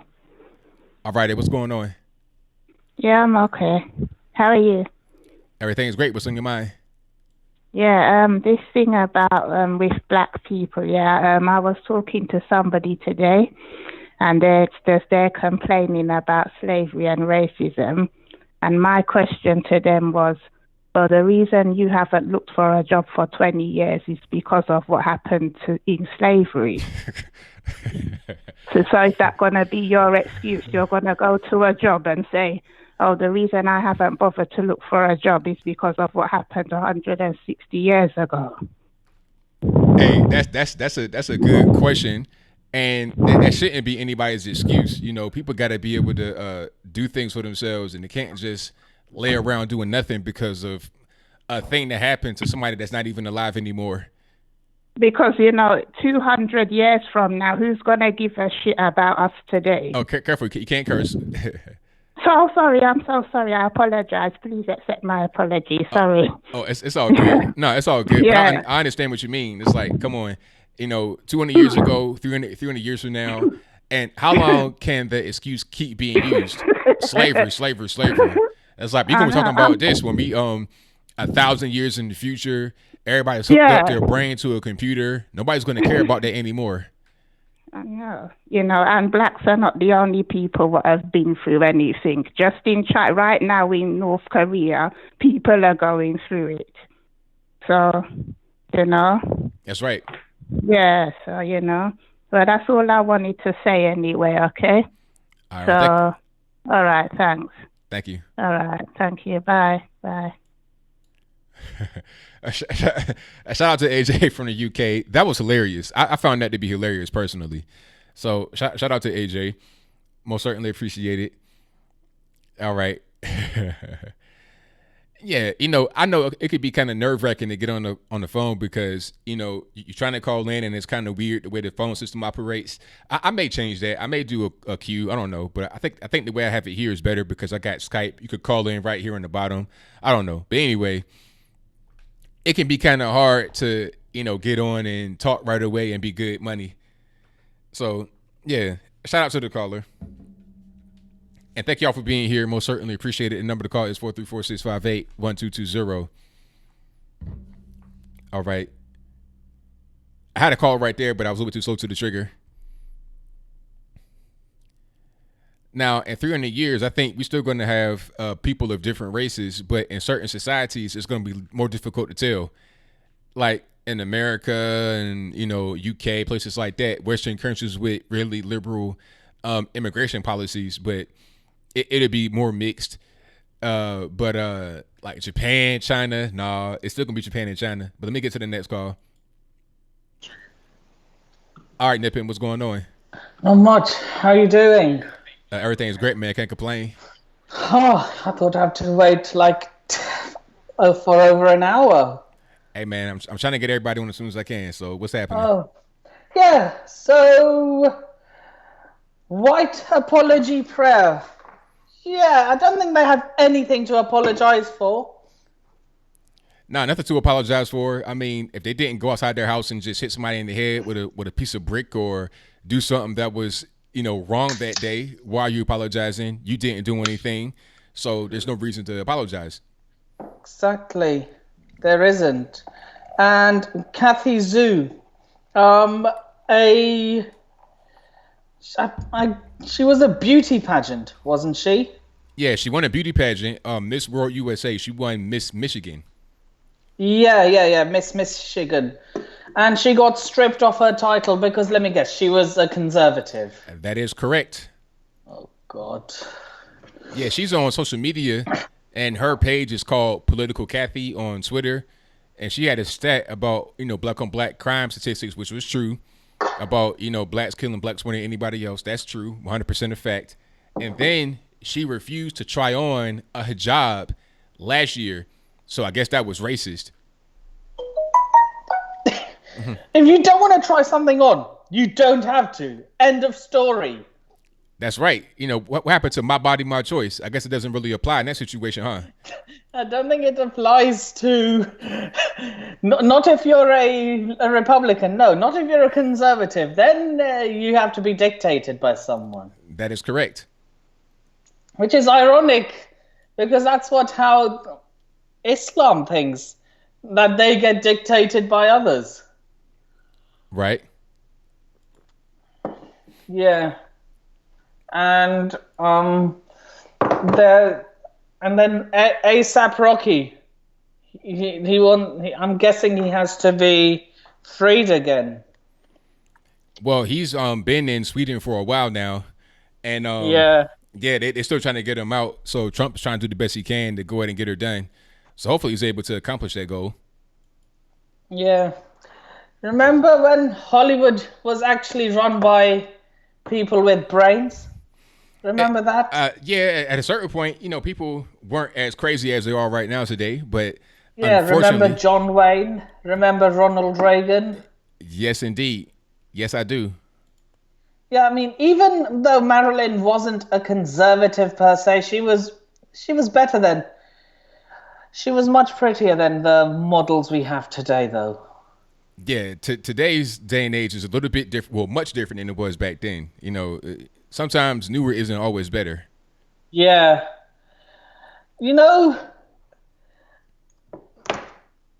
And then they send her back. Apparently, it's racist. If someone doesn't like your country or where you live or what you do, it's not your problem.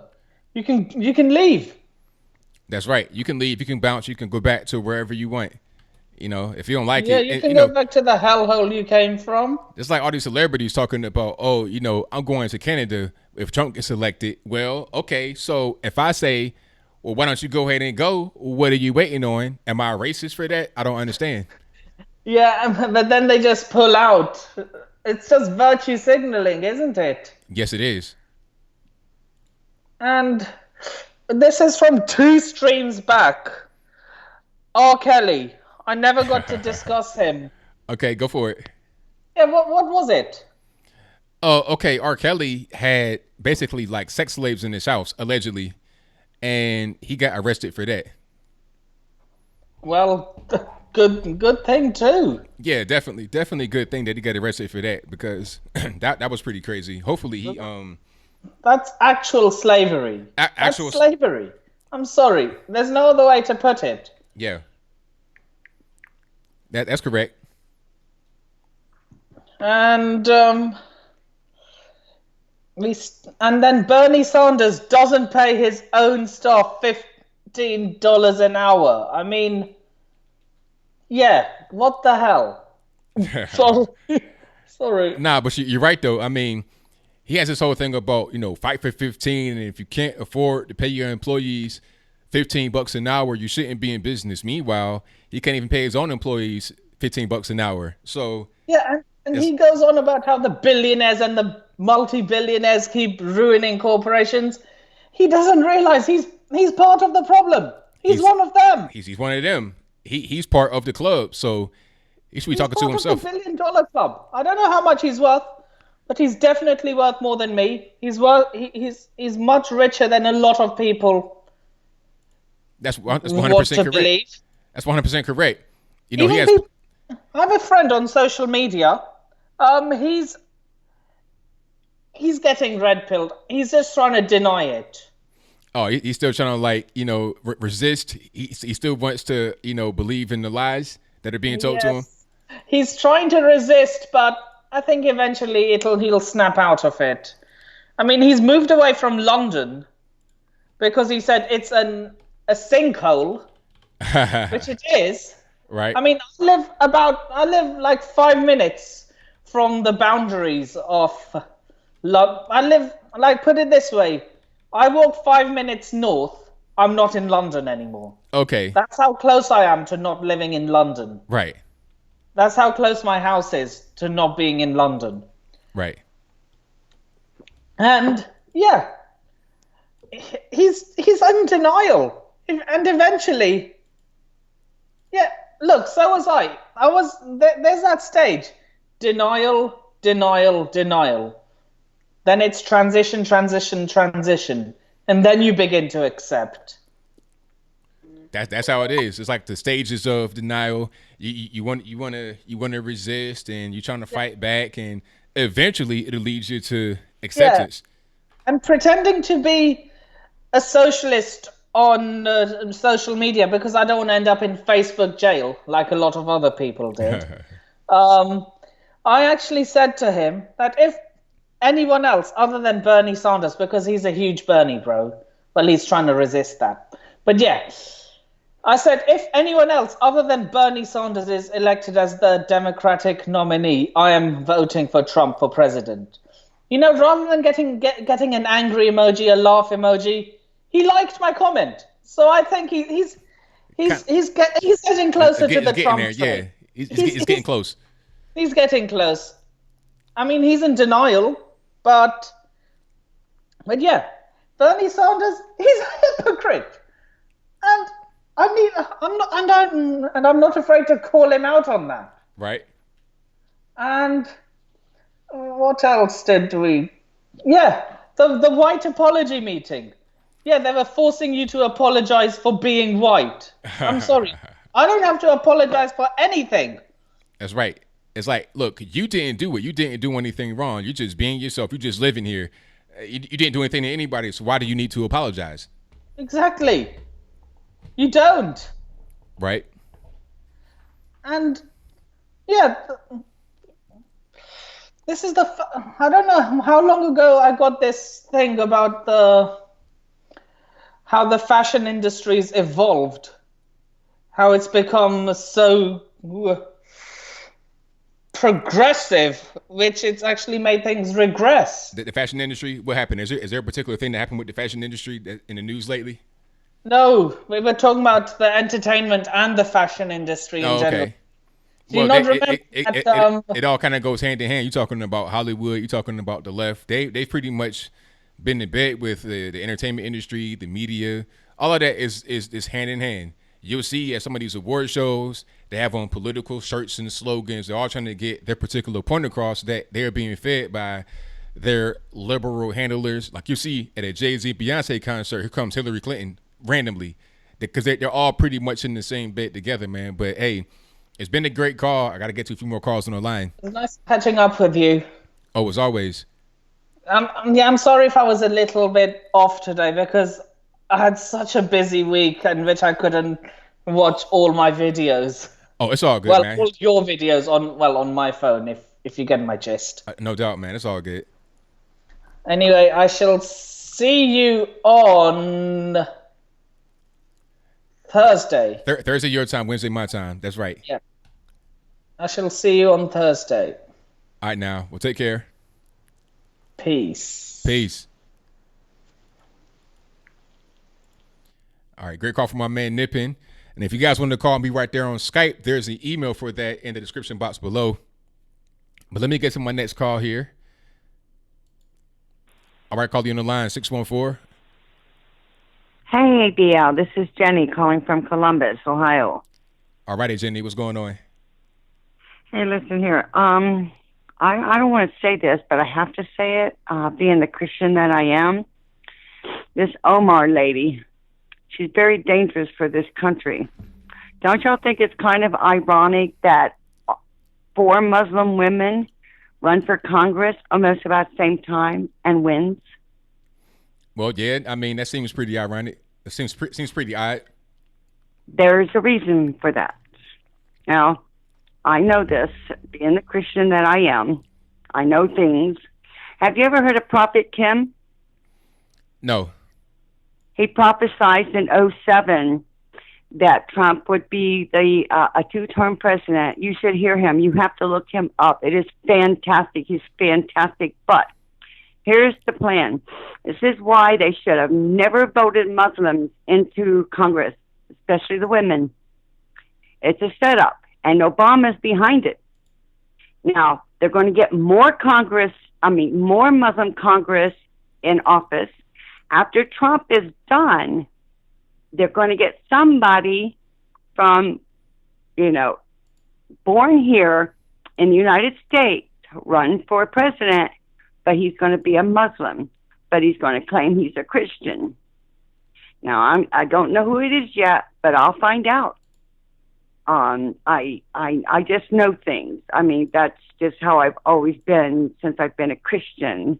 The Lord has given me gifts to see and to know things. I just know them.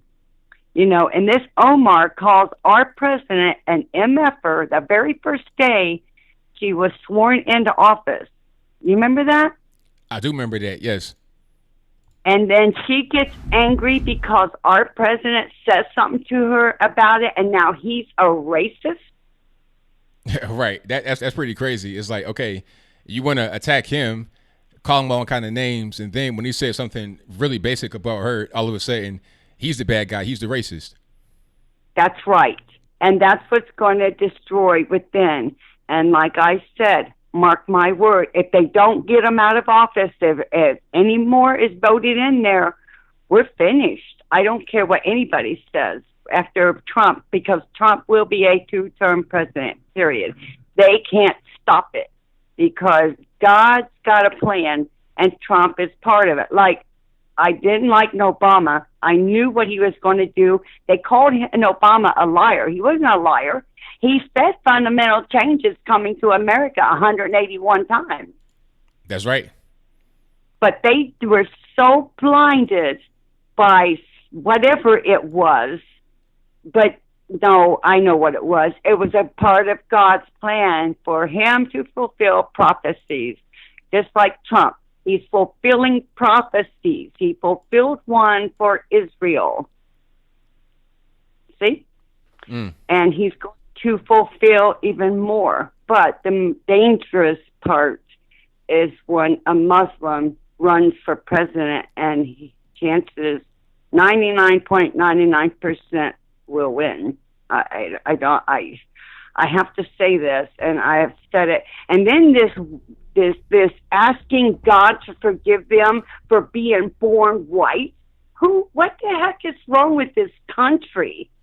Are they stuck on stupid here or something? I mean, God made me white. I'm proud to be white. He made you black. You're proud to be black. He made an Indian redskin. Who are we to ask God to forgive us for being born the colors that we are? I mean, I'm telling you, brother, this country these people have lost their minds. And you know whose fault it is, though? My generation. Not me personally. But a because, generation. see, I opened up my mouth. I'm telling you, my whole life I opened up my mouth. I'm an activist big time. I always have been. But when I saw more and more ugly stuff coming, especially Common Core in the early 90s, I said, no way, man. And I would tell the school board, so I know what's going on here. I know all about Common Core. You know, I know every little ugly, evil detail about it. And they're not done with our children. You know, I know I'm bringing up certain different things, but I have to get the people to wake up. They better get their kids out of the school system. I'm telling you, right? It's only going to get worse from here on out. You know, I mean, it's dangerous. Common Core is dangerous. You know, and my kids, they weren't taught in no stupid school. I can tell you that right now. Well, yeah, that's the best way to go about it nowadays is to kind of take the kids out of that kind of public school and bring them home and then teach them what needs to be taught right there, because they're learning all kind of crazy stuff now in the school. You can't have these kids be in that kind of environment for too long. But I don't mean to cut you off, but I got a lot of calls on the line, so. Yes, well, I thank you for giving me the more time that you have. Well, I thank you. God bless you. All right, God bless you. Thank you. Thank you, sir. Bye-bye. All right, shout out to the caller. Most certainly appreciate her from Columbus, Ohio. And you guys, the number to call is 434-658-1220. Let me get to the call here. 850, you're on the line. Who am I speaking to? Hey, what's up, man? This is and then they said. Alrighty, what's happening? Hey, what's going on? I don't know if I'm on the YouTube or not, but I just have a couple questions for you. So I like how they brought up the whole Trump is racist thing, and then they, you know, when it brought up to about Amon's whatever thing about her anti-Israel stuff, they dismissed it, you know. And also, are you gonna watch the Pacquiao fight tonight? No, I won't be watching it. I'll probably just watch like the highlights or something later after it's over. Who is he fighting? Yeah, Thurman, some younger dude. I don't know. I think Pacquiao is just because he loves to fight. You know. Yeah, I He's mean, pretty old. He probably should go ahead and retire. But hey, it is what it is. If he's not too punch drunk or anything like that, I say keep on. Yeah, I mean, he's still a good fighter, you know. But whatever. All right, cool, man. I don't know what else to say. I'm trying to catch up on the YouTube. I was just doing some homework, so all right, keep on doing what you're doing. All right, thank you for the call, man. Definitely appreciate it. All right, shout out to the caller. Yeah, I had no idea he was fighting tonight. You know, Manny Pacquiao, you know, kind of passed his prime there. But let me get to my next call. All right, caller, you on the line. Who's 617? Who am I speaking to? Yeah, it's Ivan, man. Why you don't correct these people, man? The caller, why you don't correct them when they make these crazy allegations? What are you talking about? Why don't you just correct them, man? The lady from Ohio that called and she said, "This, you know, what's wrong with this country?" And then this is a prophecy that Obama is helping Lee Omar and Taria Shali, that Obama is behind this. Why you don't just say, "Hey, stop. We don't know if Obama is behind this." And obviously, Obama is not behind any of these things. You know that. I don't know anything. I don't know anything. That's her opinion. Oh, you don't know anything. So now that's you're her playing opinion. the ignorant card. No, I You're mean, playing the ignorant card. listen, look, that's her opinion. If she wants to have it, that's fine. I'm not a person that's going to silence somebody in their opinion. I'm not. This ain't that kind of place. No, but you should ask them, do you have any evidence of this? Why would I do that? Can That's you their send some opinion. information? Can you send us some information? That's how people get sir, educated. sir, but look, why would I do that? Like this, look, when you get a show and you get people that want to call you, want to talk to you, you can do that. You can just challenge people that you don't like and their opinion. No, I don't say Sir, that you don't sir, like, I'm gonna finish. I'm gonna finish. I'm gonna answer. I'm I'm answer the question. See, you already getting muted. You're only about a minute in. That's a record right there. But anyway, she wants to say what she wants to say. This is a place where she's able to say that without being judged or criticized unfairly. That's pretty much what it is. Now, if you want to call here and you want to try to challenge me on something and say, "Oh, ABL, you're wrong because this and because that and because this," then we can get into the whole back and forth about what's right and what's wrong. But that's not that. What you saying is not this kind of show. This is not what I do over here. So if you want to do that, you can do it on your show. I just found these things way like people. The ignorance is so wide. Hey, that's your opinion, but go ahead. What it is because you said what something do you that want to talk have about, no evidence. sir? Okay, sir. let's talk about. Okay. You put me on now. Okay. So the tweet, right? The tweet that Trump said, go back to your, go back where you came from, right? Mm-hmm. I don't follow the tweet. I know that Trump is not a racist. I remember when I used to watch Trump in 2004 with The Apprentice. And he hired this kid, very smart black guy, MIT. He's not a racist. Maybe a little bit prejudiced, but not a racist. Now, I believe that he said those things. I mean, I know I told you that he's a marketer, so he'd say those things to rally his base. His base rally when he say these crazy things. When he talking about get those SUVs out of the field. Come from shit all country. He say these things because sir, you can't curse on the show. You know that, so don't do that. Okay, sorry. So he say these things because they rally his base. Now, part of the people on his base are racist. That's a given. That's a given. And let me give you an example. You working? Hold on 1 second before you continue. Now, are there no racist people on the left? Yeah, sure. There are racist people on the left. So when you say, hold on before you continue. So when you say part of his base are racist, must you also say that part of the Democratic Party's base is racist as well? Well, let me explain. Hold on, sir. You muted again. Now, if you're gonna say part of Trump's base is racist, you must also say that part of the left's base is racist. I get comments that are racist towards me from the left every single day, all day long. 24/7. So you can't say that one side has all the racists and the other side does not, or they have less. That's not correct. Well, I mean, I think that you say these things because these things are very. So hold on, but you didn't address my statement. My statement was you can't just say that Trump's base has a lot of racists in it while the left does not have any, or they have less. Well, let me put it this way. It's true what you say, but do you think he could have said those things? Being as a liberal, do you think that would have worked that is what is working being a Republican? Well, I think he could say things that are worse than that as a liberal. No. Sir, you asked me a question and I'm going to answer. And when you overtalk me, I'm gonna mute you. So you mute it right now. He could say things that are worse than that as a liberal, and it wouldn't be a big deal. Ilhan Omar, some people did something. It's all about the Benjamins. Imagine if Donald Trump were to say that. Imagine if Donald Trump, who was from New York, were to go to New York and talking about, some people did something, all this and that. What would happen? Okay. Barack Obama said that Kanye West was a jack ASS. Now, what if Kanye West goes to the White House and then Trump calls him a jack ASS?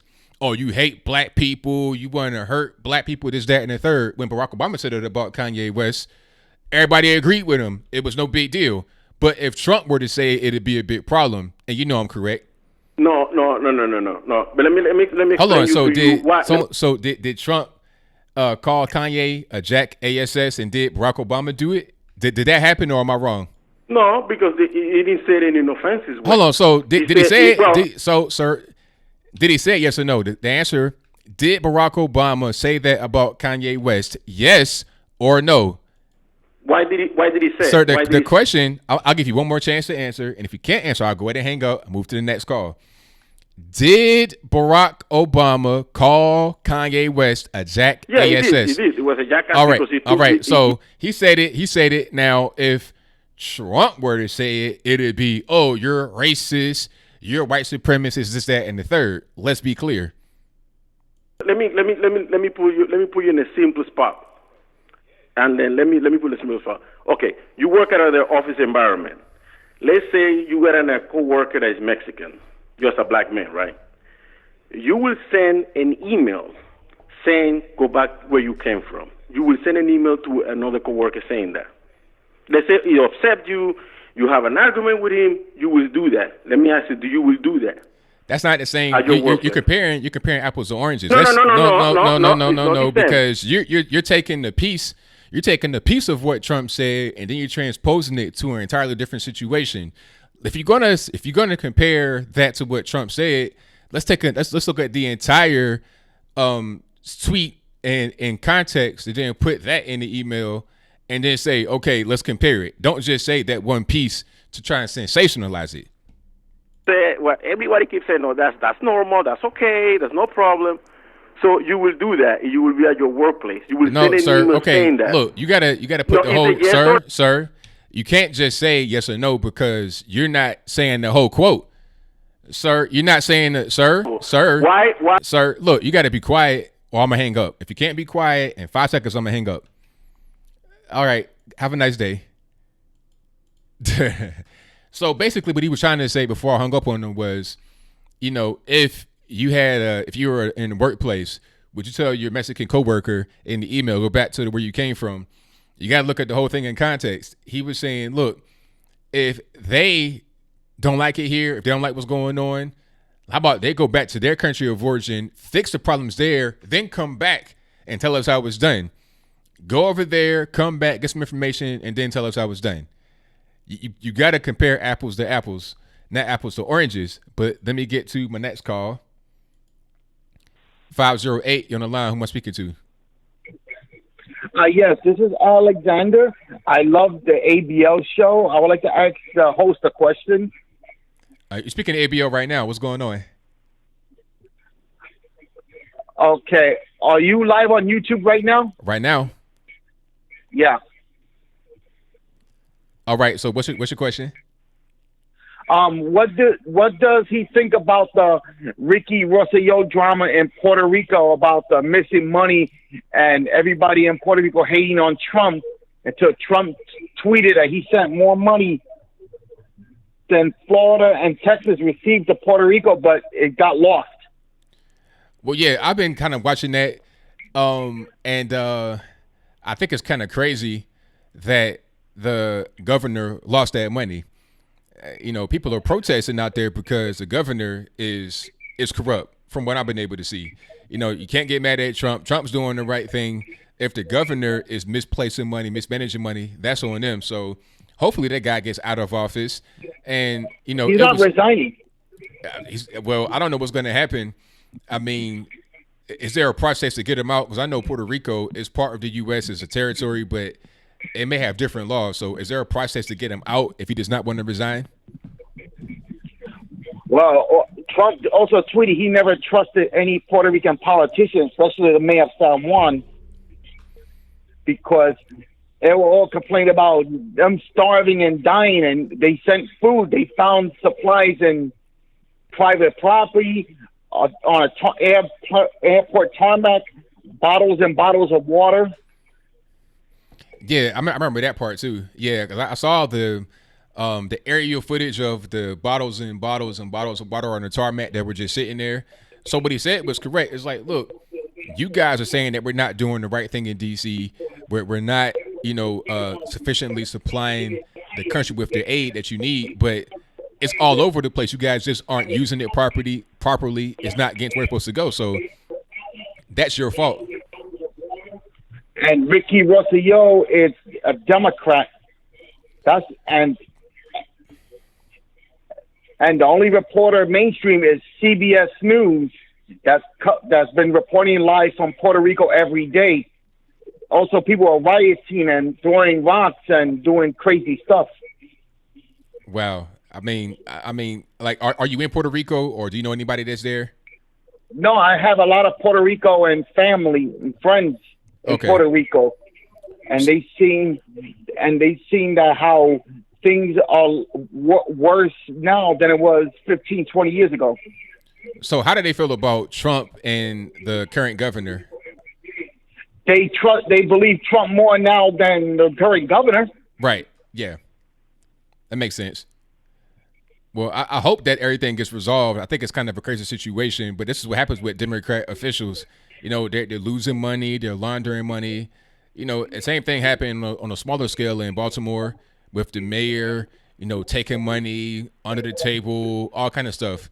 It's corruption, and it happens all over the place in the States, Puerto Rico, everywhere. So hopefully he gets out of office. I'm not sure what the actual steps would be to get him out, but hopefully that happens. So now even the mayor of San Juan don't mind that Congress controls the island, and the board of directors, the junta, that's in charge of Puerto Rico's money after they went bankrupt. Wow. Yeah. That's pretty crazy. So yeah, I don't have much more to say. Oh, great video. Thank you, man. Definitely appreciate you. Okay, yeah. Talk about this on a future video. You could check it out on Ricky Leaks. Okay. Making jokes about the 889 pages of WikiLeaks. Wow. Yeah, I'm gonna check it out. I may do a video about it, man. Thank you for the call. I definitely appreciate you. Okay, you're welcome. Bye. All right. Yeah, I've been seeing that story, but I've not really been up on it to know all of the details, but now I know more. So shout out to the caller for filling me in on that whole situation. All righty. But let me get to my next call. 818 on the line. Who am I speaking to? Hey there, ABL, MDLR here. All righty. What's going on? Well, I've got maybe an observation, maybe something that has come to my mind that I'm just wondering if maybe others have observed this. Much like the whole Yami and Laurel thing, where one person hears one thing and you played for someone else, they hear something completely different. Is that potentially what's going on here with our society, that they hear things about Trump, and for some reason they hear it completely differently than anyone else hears it? And I don't know, it just seems like this really weird social experiment. Do you have any thoughts on that at all? I mean, is your observation that when you have a discussion with someone, that regardless of how much you try to get them to hear Yami, they still hear Laurel, or vice versa? Yeah, that's a very good way to look at it. Absolutely. Ben Carson was on Fox doing an interview recently, and he said it pretty well. He was like, if you love someone, the things they say, you're more likely to agree with, and you're not going to really be much, you won't be offended too much. But if you hate that person, they could say the same exact things to you. You'll find a way to hate them, to find any kind of flaw, to criticize it. That's pretty much what is going on with Donald Trump, in my opinion, because he's saying things that were said a few years ago by Barack Obama about immigration. Right. And, you know, it wasn't a big deal back then, but now it's all of a sudden a big deal because people have this preconceived notion about Donald Trump being a bad guy, being a racist, and the same thing with the so-called cages. Obama had those same cages. Obama was also the deporter-in-chief. That was not a problem under Barack Obama. He was outspoken about it. He did it a lot. He, sent drones overseas to kill American citizens. That wasn't really a big deal to the same folks who were talking about Donald Trump in a negative way. It's because Obama, they loved him, and Trump, they hate him. It's as simple as that. Right. And what I don't understand is, and where I'm challenged is, despite how much logic I use, despite how much putting things in context, and I play things for them, they just don't get it. Do you have any insight or recommendation, any words of wisdom? By the way, I love your show. You do an excellent job. I love listening to you. I think you handle yourself very well. Oh, thank you. I appreciate that. But as far as any kind of advice, people ask me this a lot, and I say that the best thing you could do is just to, when a person gets to be an adult, how the old saying goes, it's hard to teach an old dog new tricks. Once they get kind of entrenched in how they want to be and what they are, you can't really do too much as far as talking to them to get them to change or to see things differently. You can just kind of be a person, just be an individual that lives a certain way, kind of lead by example. And one thing I like to do is to kind of if I'm trying to like inform somebody about something, I'll just put little things out there, not in a way to confront them, but just it's like planting the seed in the ground, and you just passively water it occasionally. You know, I might just walk past them and say, "Hey, man, that economy, hey, you know, this money looking pretty good. My stocks are up right now." Little things like that. I don't want any kind of confrontation. I'm not trying to talk to you. I'll just say it around you, and you'll hear it, and then maybe that person will go home and just kind of look that up on their own, and then it may kind of go down the rabbit hole and discover their destination on their own rather than having you guide them there. Right. No, and one last question. I know you've got other callers, but do you know of anyone who has done like a side-by-side comparison, and not long comparisons of like, you know, a 5-minute speech from Obama or Hillary versus what Trump has said, what have you, but do you have like a side-by-side, like a quick little 5-second snippet and then another 5-second snippet comparing the two, and then let just that go for like 5 minutes of comparisons of 5-second snippets? Do you know if anybody has done that? Because I think that would be really a good tool to use to try to get people to see that it's either exactly the same or what the opposing sides are, and to see that actually Trump is on our side where the others may not necessarily be. Do you know of anybody that's done anything like that? I think I have kind seen of a that. Comprehensive. Yeah, I think I have seen that before, but I'm not quite sure who it was or where it was. I may do something like that because I've seen quite a few. That would be great. Yeah, similarities. Like I mentioned earlier in the show, Trump should plagiarize one of Barack Obama's immigration speeches. He should do that and then see how the media reacts. And then they should show I'm saying plagiarize it as far as not only the words, but the cadence, the delivery, the speed. So you could play it side by side and it'd be word for word the exact same. That's what I want to see. That would be great. Yeah. Oh, that would be great. Okay. All right. Well, very good. Don't want to take any more of your time. Thank you so much for taking the call. And thanks again for doing your shows. You do an extraordinarily good job. So keep it up. Thank you for the call. Definitely appreciate you. All right. Thanks. Bye now. Bye. All right. Shout out to the caller. Hey, you know, one thing I have seen is shout out to my man, Mike Lusso. He does on the street interviews. Great channel. If you can find him on YouTube, go ahead and subscribe to him. But he was out on a college campus and he was reading from Barack Obama's immigration speech, if I'm not mistaken. And then he was asking the kids, how do you feel about this? You know, who you think said that? And then it would kind of blow their mind that it was Barack Obama. They were trying to like jump through hoops to try and make it not be what they were thinking already, which was quote unquote racist because of who it was. You see, and it kind of just makes them think, okay, if I'm thinking this is bad because of it, thinking about it being done on Trump, and now it's not, and I have to change, why is my mind thinking that way? But let me get to my next call. All right, Shreves, what's happening? ABL, what's goody? Everything's good, man. Can't complain. Good. First of all, I've been laughing all day at this news, especially with Bernie Sanders. Bernie. Not willing to pay his own people the minimum wage that he's claiming. And the other thing they were asking for was health insurance. Give them free health insurance, Bernie. Whack job. Right, exactly. You know, my thing is, okay, Bernie, you want to go around the country talking about, oh, you have to pay $15 an hour. All right. If that's the case, sir, you be the one. It's always like that with the left. You know, do as I say, not as I do. Exactly. Let's up the stakes. Pay for their college too, man. Hey, pay for their first mortgage, the wedding, all of that, the baby diapers, the whole 9 yards. All of that, man. Yeah. Oh, I was dying. I was laughing because we accept everybody, but we had an ABL Discord. Somebody who was trying to debate me and talk to me about Bernie Sanders and AOC, and I was like, look what these people want. They don't really want that for you. They're not socialists. They're not. They're actually capitalists. You got AOC talking about she wants a raise, a $5,000 raise after being less than a year in office, and she funneled $800,000. Come on, yo, these are they're capitalists at heart, and they're the worst kind because they're doing you dirty all day long. They cutthroat on top of that, but they'll tell you, oh no, socialism is good for you. Yeah. Meanwhile, they doing whatever they want on the low. Exactly. You got Bernie Sanders brushing his hair, with a balloon, statting it up. He's living large in that third lake house, boy. So yeah, no, I was laughing all day long. I was just kind of rubbing it in, but I posted it in. Other thing, ASAP Rocky. We called it on Wednesday. Remember, I sent you that Instagram thing about Kanye contacting him on Instagram. Absolutely. So yeah, we called it. We knew it.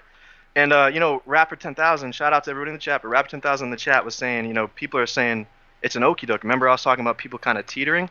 But you got people who are kind of not rocking with Trump that are kind of like, okay, I get it, but now they're saying it's a switch move, but no, it's not. He's just getting Americans out. All that matters is ASAP is an American, and he was not in the wrong because there's video proof of that. So we kind of called that. We called that, 100%. And it had to be done, right? America first all day long. Now people are starting to see what America first really means. Oh yeah, definitely. Yeah, because we don't differentiate when it's based on anything else other than your thoughts, your ideas. Are you with us? Are you with us or not? We want to make this place great, and that's what we've always been trying to say. If we didn't, we wouldn't have people, kind of on the opposite. I don't want to say opposition because we're not really divided like that, but we wouldn't have people of diverse thought even calling in on this show, Ivan. So. But yeah, and then that whole Kathy Zhu thing, that's very sad. Because really they're playing with her livelihood, and her her character is kind of being destroyed for that, and they're playing with her money. I don't like difference of opinion and thought. That's great, like that's something I always support, free speech, obviously, but they really are they're killing her character right now, or they're tried to basically, and I'm not with that. And you have it done by other women on top of it, which is just surprising to me. So I heard she's an immigrant, right? She's an immigrant, a Chinese immigrant. That's what I hear. Yeah, like she's from China. There you go. That's another thing. She's an immigrant. Mm-hmm. I'm first generation from 2 immigrant parents too. If somebody said something like that to me for my thoughts, ooh, I'm less civil than you. I'm not as much of a saint. But yeah, this you don't play with people's money like that. What do you think? Do you think like it might work to her advantage now because maybe she's getting some spotlight time? Oh yeah, she said it on Twitter. She was like, "Look, I'm getting more like doing this over here would give me more attention than being Miss World USA." That's what I was figuring, Yeah, I mean, I hope so. I hope she gets, I hope she finds something good because honestly, she deserves it to be put through that. That's not cool. It's like I posted something on IG about, even my story. People just kind of, when you name call and stuff like that, people will take it, like especially people who are following you, they'll take it to heart and be like, oh, that person really is racist. Like, nah. Like, it's like you just said. I forgot what you were just saying before, but basically, if people love you, you said Ben Carson said it. What did he say?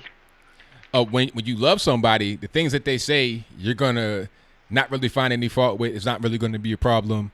But when you hate them, they can say the exact same thing that the person you love said, but you'll find any kind of flaw, any kind of fault. You'll hate them and what they say, regardless of what it is, because you hate them as a person before they said what they said. That's just so very true.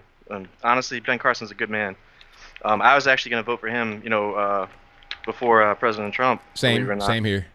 So yeah, he was on my list, and yeah, that's a good thing because honestly, that's true. People are taking a lot of these things that people get called names for or whatever. They're taking it literally, and you got people now like firebombing the like ICE detention, quote unquote detention centers or facilities or whatever. Yeah, he did too. Yeah, I mean, hey, you. Hey man, play stupid games, get stupid prizes. How about that? Exactly. Also, that Marianne Williamson, Miss Illuminata herself. What a nut job! I called it. So cringe, so cringe. That whole thing in the church. Oh my goodness, that was crazy. That was nuts. You hear some girls screaming bloody murder at the end. I was like, ooh, my ears, girl. Ooh, you're killing my ears right now. I can't hear nothing else. I think it's just weird stuff. There's a lot of weird people on that side, and people are calling, they're looking at President Trump like they're calling him all this stuff, but I'm looking at all these other people like Biden, Marianne Williamson. I talked about her before. The other chick whose father was involved with Nixon, the sex cult thing. Just weird people. The weird people. I mean, if you can't really look at these people and kind of question them, there's something wrong with you. This is my opinion. I'm allowed to have it. So. That's right. So the other thing, the whole sender back thing. I know we were joking about that last time, on the last show, and I want to make it clear. You guys, everybody in here, we all know what we really meant, which was if you really are that disgusted with our country, or you don't respect our laws and you hate it that much, why are you here? That's right. That's right. You know what I mean? I mean, it's not. There's nothing racist about it, but I think that if people were talking about President Trump not being presidential, well, his response actually was presidential. Yes, 100%. Yeah, like somebody asked me about that before. What was that? When I did the radio interview, and I was like, well, yeah, Trump has to say that because he's the president, and you got to make sure everybody's happy, and you got to try to have a balance. You can't, bend over too much and just, do whatever. But at the same time, you got to try to meet people in the middle. And exactly. That's what he was doing with that. Now, if it's me, I'm knocking everything down. I'm a bull in the China shop. Like I said, it wouldn't be no trying to negotiate for the wall. I'm building the Empire State Building all across the wall from South Padre Island, Texas to the Pacific Ocean. That's what I'm going to do. But since you got to be bipartisan and this, that, and the third, okay, now you got to go through the proper channels. I get it. Oh, yeah, absolutely. No, you and me alike, man, because people would hate me if I was president. I'll tell you that. I mean, heck, some of the stuff I tell you, I know you even are like, man, Shrees, what are you talking about? Some of the stuff is crazy deep. But yeah, no, I had to get my 2 cents in on that because the Kathy Zhu thing, just tearing people up like that, and just everything that's going on. I was laughing all day long. Like a lot of this is just hilarious to me. And to the caller, I guess that called before, talking about, what do you say to people? You really just let them talk because they're shooting themselves in the foot. And eventually, I think you said it before, it takes time for somebody to kind of comprehend this stuff. And if they're not listening to you, they're just not going to listen to you, but they will hit a point eventually where they're like, it's going to click with them. They might have to discover that themselves. So you kind of just got to keep it real, be yourself, and let them kind of want to figure it out. And I always tell people, like, leave some breadcrumbs, like I always, me, I'm the independent centrist type person where I'm like, I'll listen to you as long as you're not yelling at me. But just leave the breadcrumbs there. Just say, hey, put it out there, and why don't you check this out? If you want to listen and do your research on it, that's fine. But That's eventually right. They'll come too, right? Absolutely. So, anyways, yeah, shout out to everybody. I'm watching. I got your back, ABL. So everybody in chat, I'll see you guys in Discord and hit me up. All right, thank you for the call, man. Definitely appreciate you. All right, peace. Peace. All right, thank you to my man Shreves for the call. Most certainly appreciate him. And if you guys want to join the Discord server, I have a link for that in the description box below the video. It is a free chat server. You can talk to each other like this, the same way I'm doing right now with the microphone. You can also do text the same way you're doing right over here in the chat. There's different little rooms and all of that. And it is absolutely free. So sign up to the Discord. Again, the link is in the description box below. But let me get to my next call. And the number to call is 434-658-1220. 708, you're on the line. Who am I speaking to?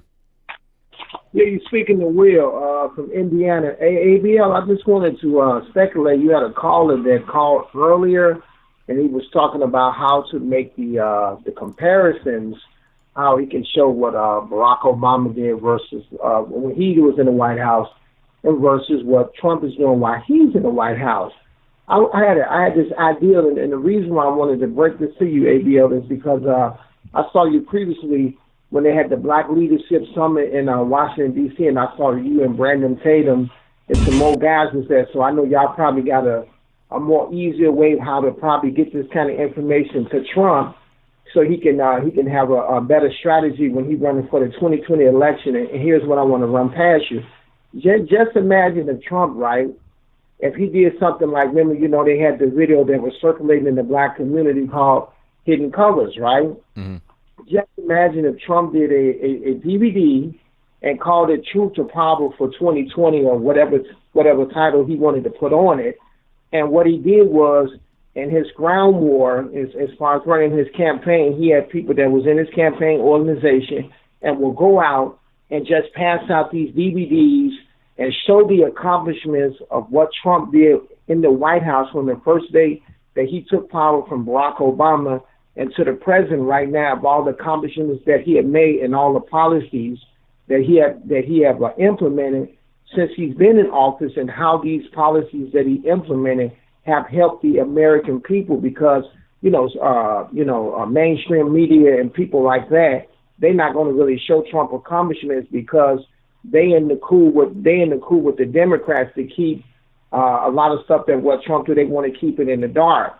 So just like he uses his Twitter account to get to the people that rally around Trump's message, just imagine if Trump came out with a DVD and I was just thinking speculatorily, ABL. Just imagine this here, right? A typical DVD only costs about 15 cents. So if he had a mass produce at 15%, like if he was there, somebody out there just passing out, like flyers or whatever, each one of those flyers might cost 50 cents, maybe 75 cents, depending on the lamination of whatever company that make them. But if he presented just a DVD, the DVD would and put all the information on it, like different clips from like Dinesh D'Souza, people that's real true patriots and real conservatives and know how to go out there and present the message of what's really actually going on and they actually really present the truth. But if you put it on a DVD, like Hidden Colors, where the DVD Hidden Colors, which was Dr. Umar Johnson, other people that was a part of that process of making the DVD, then it awakened a lot of the black people in the black community from the information that they was able to see from the DVD, because as African Americans, I'm African American too, we're more visual. Like we see things and we tune in to what we see.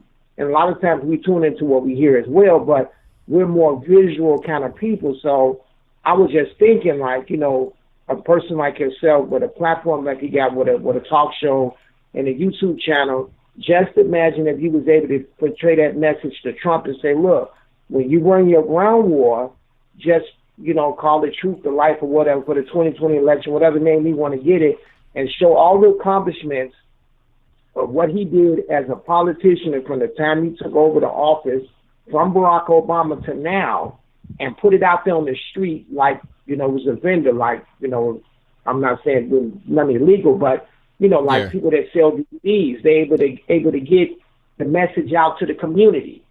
And when people are able to see that visually, then they be like, damn, wait a minute, I didn't know that.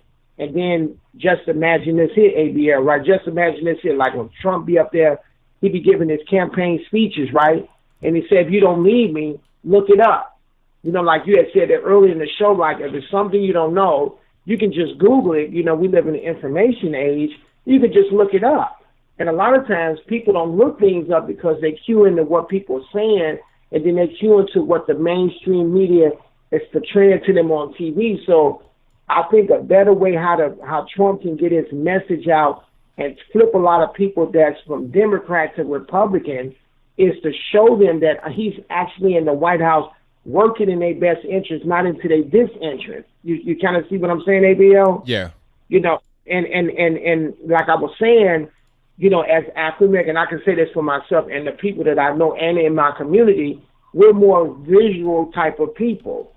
So if he just made a DVD, he put out, he used, like different things, and he showed it in videos like an hour DVD or 45 minutes or whatever, and he was able to put it out there on the streets so people can actually see it. Because, once DVDs start circulating, one person get it and they pass it on to their cousin, they pass it on to their mama or whatever, and before you know it, ABL, everybody got the message. Now, when Trump when the actual the 2020 bid come up, where people got to go to the ballot box and pull the lever, they be like, wait a minute, I think I better pull for Trump because Trump in the White House working for the best interest of the people. I'm with you. It makes I don't mean to cut you right here, but it makes a lot of sense. I mean, you got to get some marketing materials out there, let people know what's going on, because a lot of people they're not liking what Trump is doing simply because of misinformation.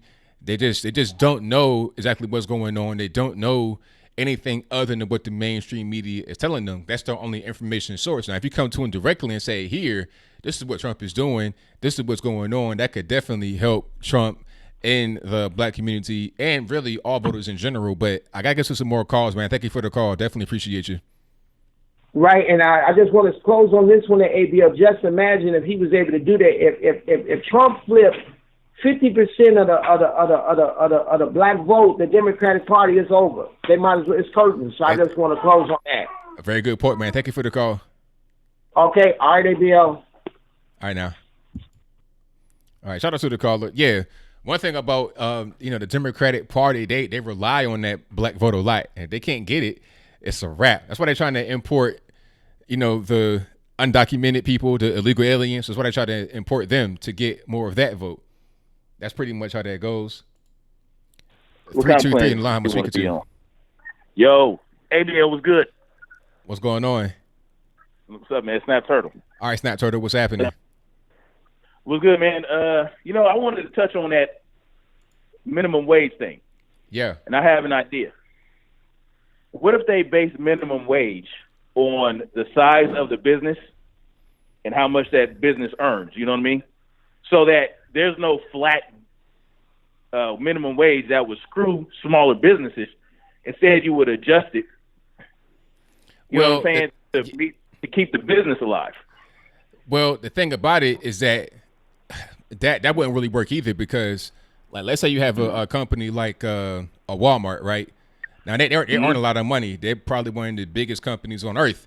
They have a lot of money that they earn. However, their profit margins per store is like right around 3.5%. That's a very slim profit margin. So if you raise minimum wage according to the gross revenue, they're not going to be able to operate the stores. Like, their whole thing is making a lot of money on the gross, but getting a very small percentage. Although the small percentage is still a lot of money. They might make You mean what they net, right? Yeah, what they net. What their net is like, their very gross small. Is like 450 to almost 500 billion, but their net is like 16 billion. That's still a lot of money. But when you start to just micromanage and push things by a fraction of a penny, that all adds up. That can cause certain stores to not make any money at all as far as above the black. They're pretty much breaking even or losing money. So then at that point, the store may close down. Now you're going to have less jobs. So I think it should be no minimum wage. Each company negotiate what the pay is going to be with the employee and have that be how it works.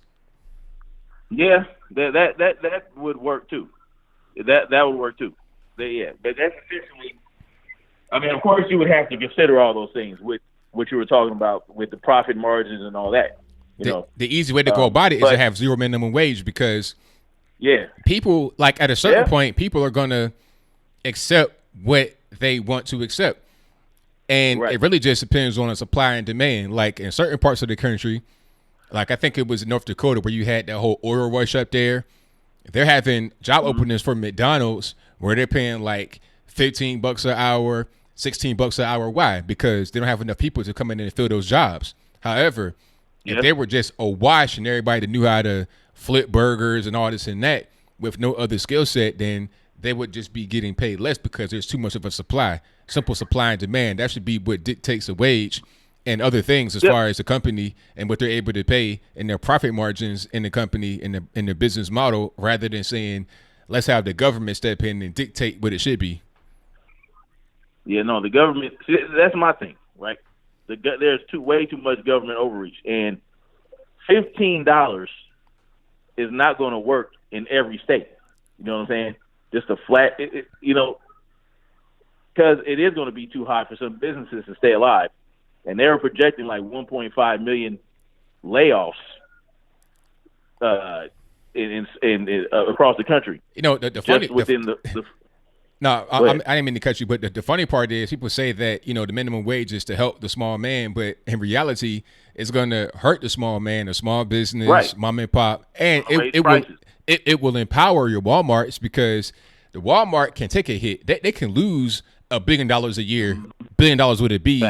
And the higher minimum wage and not have it really hurt them that much. Okay, they can still keep going, but then when the smaller businesses go out of business, they're going to get more business as a result and make up the lost income. Yeah, they're gonna, you just they're kill gonna off more small businesses to help a big corporation. Absolutely. Yep, but yeah, that's true, man. I mean, everybody should have their own. Everybody needs to be empowered to get what they need to get. Like you said, with negotiation, you show your skill set, and if they appreciate your skill set, they'll pay for it. But I wanted to talk about that Asian woman on Twitter. Yeah, Kathy was it Xu. Twitter or Instagram? Well, she's on both, but I think the problem started from Twitter. All right, so what was the context behind her talking about the black on black crime? Because a lot of times people are missing context and they jump straight to conclusions.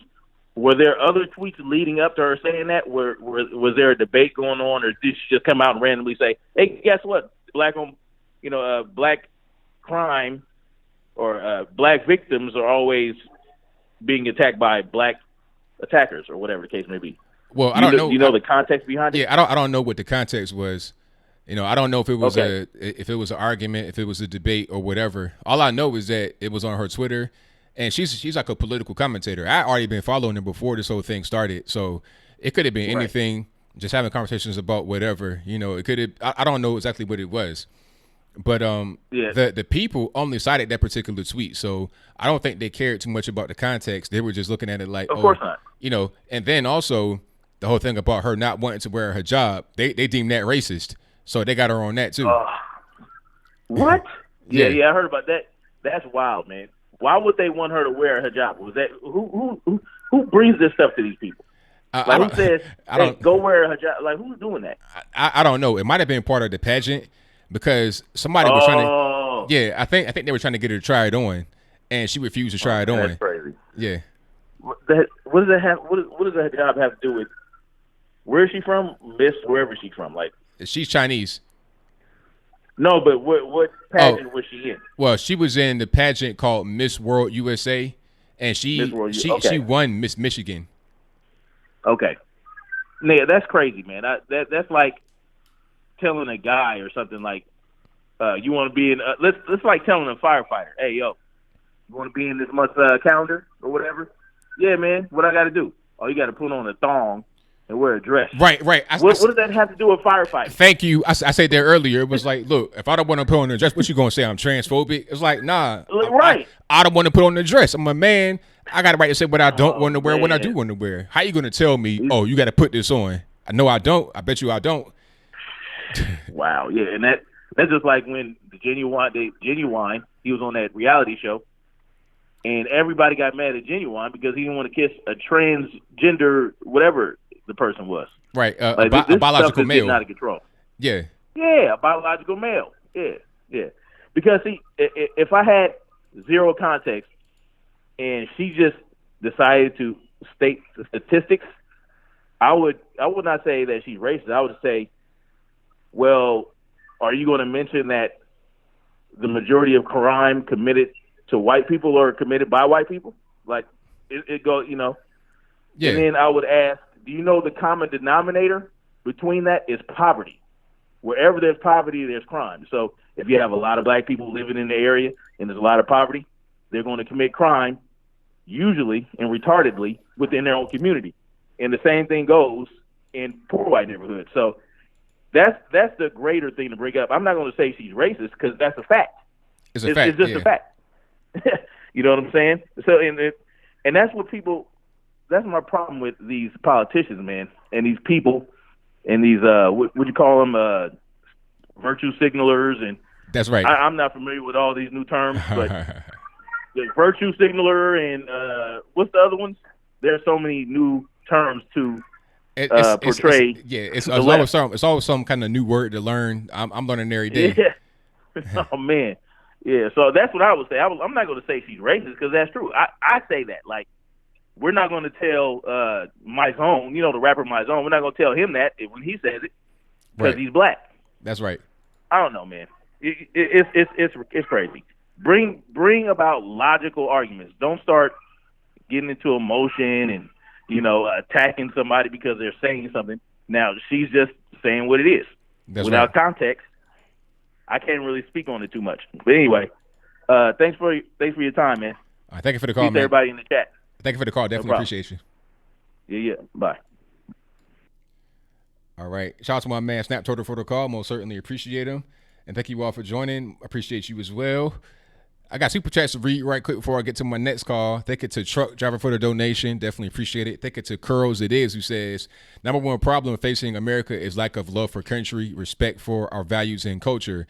Everything else is a trickle-down effect. Hey, that's a very good point you made, and thank you for your donation. Shout out to Psalm 91, who says, what are your thoughts on Sherry Murray? Do you think she will beat AOC? I'm not sure about Sherry Murray yet. And if you guys don't know, that's a Jamaican woman in New York running against AOC, the Republican. I don't know about her yet. I don't really know her or her real stances. All I know is that she is a Republican going against AOC. That's all I know. And she had supported AOC like last year. She tweeted about her. So I don't know enough to say one way or the other what's going on. She may have supported AOC and then realized that she made a mistake. I don't know what's going on, but we'll figure out in a little bit. And you got more people that are running. Shout out to my man Antoine Tucker in New York City. Go to vote Tucker.vote, pardon me, and check him out. There are other people that could be running for that seat. So we'll see once the time gets closer to the actual election. But thank you for the donation. Thank you to 00, who says, watch Forks Over Knives, Earthlings, and the Game Changers when it comes out later this year. Your health is your greatest source of wealth. Hey, very good point. And thank you for your donation. Definitely appreciate you. Thank you to Slammin' Brandon, who says, do you know PC culture changed the label of restaurant busser to service assistant? What is wrong with saying busser? I was a busser for years at Old Country Buffet when I was in high school and college. So you can't say busser anymore. Why is busser offensive? And he says, so I guess essays are just S period, A period, apostrophe S.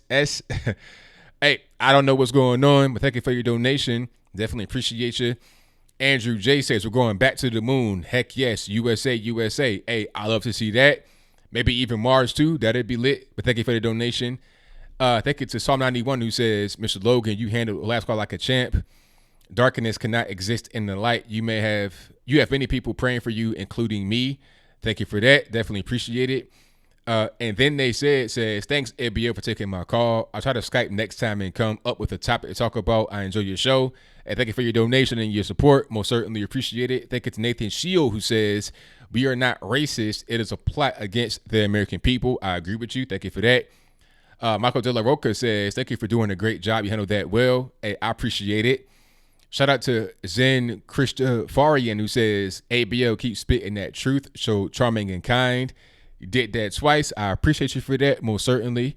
And Sushi says, I have a friend that's a hardcore Democrat. He works for the TSA.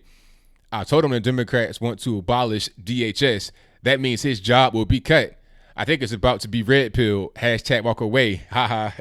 Hey, if your own job was on the line and they say, hey, we about to go away, you got kids to feed, roof over your head to take care of, you might think twice. But thank you for the donation. Shout out to, let me see, Slammin' Brandon, who says, I believe if you dump on America that gave you refuge, allowed you to climb the ladder in success, free speech or not, it's treason, should be looked at. That's a good point you made. Thank you for that. Shout out to G. Carjala, who says, duckets for the bucket. ABL, you're the best. I appreciate it. Sushi says, hey, ABL, has a guy named Mitchell Howard on Facebook called in yet? He said that you have a frail constitution. I invited him to come join us. I don't think I've seen him yet. He hadn't called in. If he has called in, I've not seen him. But thank you for the donation. Thank you to Minister P for your donation. And shout out to Moses of God, who says ABL brings common sense truth. Thank you to Carl's Opinion, who says great job, Mr. Logan. And hold on, it went past me. And thanks for taking my Skype call, Carl. Hey, I appreciate you for that, most certainly. But let me get back to the calls. The number to call is 434-658-1220. I had somebody, but it didn't go through. All right. 240, you're on the line. Who am I speaking to? Hey, it's JB. What's up, brother? Everything's good, JB. What's happening? Another day, another dollar, you know. No doubt. Man, the pageant girls, that was messed up. Jeez Louise, they attacking everybody. Everybody's raising now, even Asian Americans.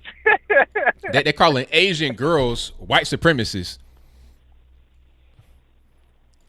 Okay, so this is overkill right here. This is really overkill right now, and I just don't get it. I'm at a loss for words how stupid the world's becoming now.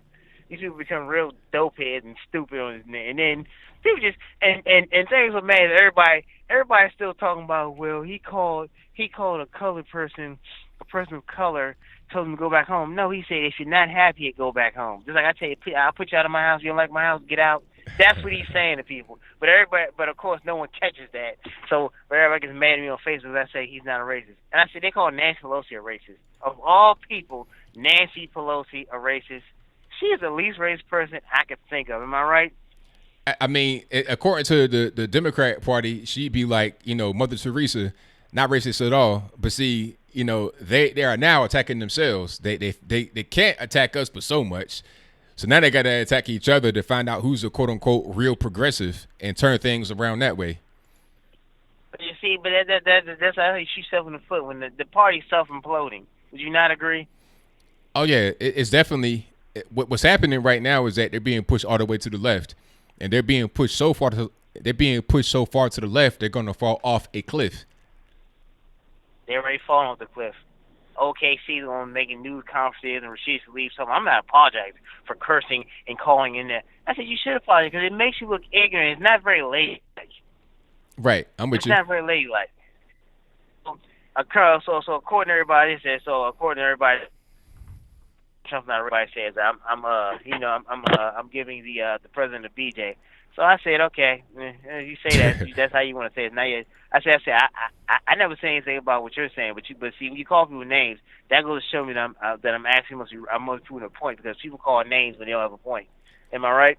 Yeah, like when the name calling happens, I know I already won. When the ad hominem, this, that, and the third, I'm like, okay, you're mad, ad hominem, I won. Yeah, but they want to admit you won, but that's the thing makes me so mad about people. Someone on the left is, if you don't think like they think, you're automatically guilty. I'm like, so you can't hang around me because we think differently. But I have a few friends who we don't think alike, but we're still cool. We have a conversation about life and just everything. But you can tell a lot about a person by how you don't think how they think, and they flip the script on you. And then they say we're not. They rather than to say we're not friends anymore, they keep you around just to insult you and talk about you around to the other little liberal friends. That's how it goes. Yep. Yeah, I said that's what I told everybody. I don't mind walking along the Long Wolf, JB, the Long Wolf, the Long Trucker Wolf. but yeah, ABL man. But that's the crazy part about everything. It's like people. And the thing about it is, these are the so-called Christians who are calling you the most evil and vile names because you just say, I don't think he's racist. I'm the worst person in the world because I don't think somebody's a racist. I'm the worst person in the world, literally. I have ruined your whole week because I'm the only black person. I'm not because I say he's not a racist. Right. I mean, it's crazy. That's kind of the reason why some of the religious stuff I don't really get into too much because a lot of these people, they're total hypocrites. They want to call you all kind of crazy names and throw you under the bus and snitch on you. It's just like, you know what? Anybody that just wants to be a normal person, let's just, interact on that level rather than this weird way we're doing right now. Exactly, because if people understand is that when you point the finger at somebody and say, look, if you don't like what I like, then you're a racist just like everybody else is. So you're already excluding me. So now what they don't understand is when you say out there like, if you're not a Democrat, then you're a racist. Guess what you're saying, everybody? You just excluded like half the daggone country, so you will never, ever another race because people look at you like, oh wow, so I'm a racist now. Right. What? Because I don't think like you think I'm a racist now. And then think about it, they calling black people racist and part of the, and then like, you know how ignorant that sound is. And then so now everybody's saying, well, Donald Trump's trying to get ASAP Rocky out just because he's they're trying to prove he's not racist. I said, no, he's doing it because he's an American, and that's what we do. We don't leave no man behind, no man, no woman behind. That's what America does. Barack Obama didn't do nothing like this. He let you sit in jail and just rot away. He didn't care. Not at all. It didn't benefit him unless now you're part of LGBT or the gay mafia. Okay, he'll go root for you. But if you weren't part of the gay mafia, you're a straight guy. You're done. You know what I'm saying? You out of luck. You can't do nothing for you at that point. Exactly. But ABL. What's up? Okay, you hear anything about new PS5 coming out? I've been hearing about that. It's like probably next year or 2021. Yeah, I don't know. I'm kind of skeptical about buying something, a whole new system, because I'm like, I got all my games for it. They said it'd be backwards compatible. You think it will be? They got to. They have to. They have to. Yeah.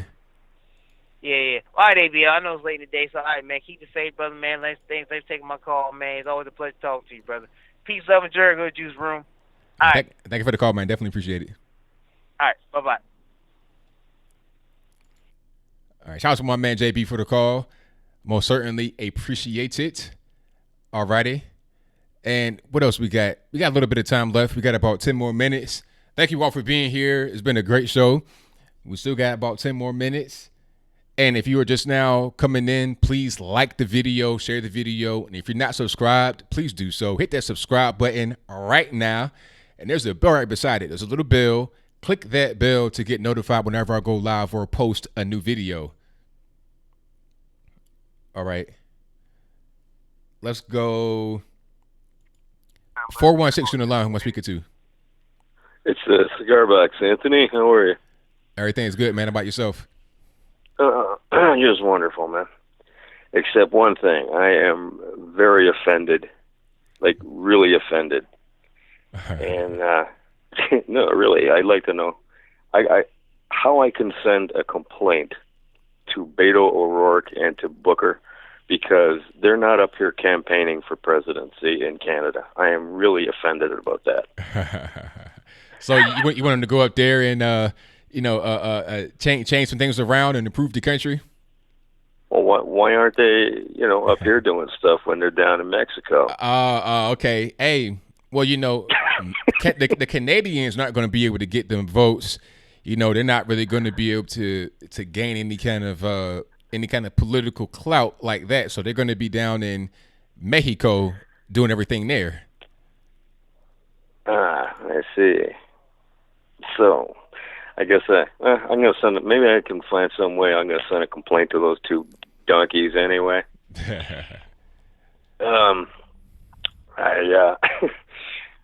I had a person get angry with me because about 20 years ago I bought a mug and it had a Gadsden flag on it, and I was drinking out of it, and they started calling me a racist and a Nazi just for drinking out of this glass. I shouldn't have had it outside, I guess. So I guess you got called racist for drinking liquids in public, maybe? No, it was having the Gadsden flag, or for those who don't know who are listening, it's the Confederate flag, right, on the glass. Oh, the Gadsden flag is the one with the snake that don't tread me. Don't tread on me. The yellow. Oh, is that? Oh, okay. Yeah, that's a Gadsden flag. Now the Confederate flag is one with the X and all that good stuff. Yeah, okay. That's the one I had. Okay. And what why they take this and call it a racist thing is beyond me, because I found it to be people from the South they would fly it as sort of like a Southern pride thing, and that was all I took from it. Like when I was a kid, I used to listen to like Leonard Skinner and Black Oak, Arkansas, and Molly Hatchet and stuff, and these guys always had those flags on the stage, and that was what it was about. It was like, we're proud to be Southern bands. It had nothing to do with any bizarre slave thing or anything like that. And now they've turned it into this like swastika thing. I just it's crazy. Blows my mind. It's really silly, because the Gadsden, not the Gadsden, the Confederate flag was only around for 4 years of slavery, so it doesn't make any sense. When I see it, people just fly it. It's like Southern pride, and the one I see the most is where it says heritage, not hate. So if they were really hateful and they wanted just to say, I hate black people and I'm racist, they wouldn't say heritage, not hate on it. You wouldn't fly it and then say something that contradicts what you wanted to say if you meant that. But they don't mean that, so that's why you have stuff that says heritage, not hate. Oh, I see. But, and something else that I found rather amusing is there's a commentator up here, and he's black. He's a young guy, but he lived in the States. I think his father or something had to work down there when he was younger. But he lived like deep south for a couple of years, and then up north. And he said when he was in the South, he got absolutely no racist problems at all. None. But he did in the North. Yes. That's where. Like, but and yet everybody's. Yeah, go ahead. My example is when I had I had a MAGA hat on in the airport. Okay, so I'm in Chattanooga, Tennessee right now. I'm in the South. I'm like a minute from Georgia. I'm right here, basically in North Georgia. So I'm in the South, and I'm in the airport. MAGA hat on, no problems. Everybody's nice, hospitable like it is in the South. Now I fly and I land in LaGuardia, New York. Okay. Oh God. I get off the plane. I'm getting 1,000-yard stares. People are upset. I'm getting the nose turned up. All kind of negativity. It's like, wait a minute. Am I being stared at because I have the hat on, or is it because I'm black with the hat on? A combination of both. What's really going on? You see, I don't have that. You don't see that kind of stuff down south. You can have on the gay pride.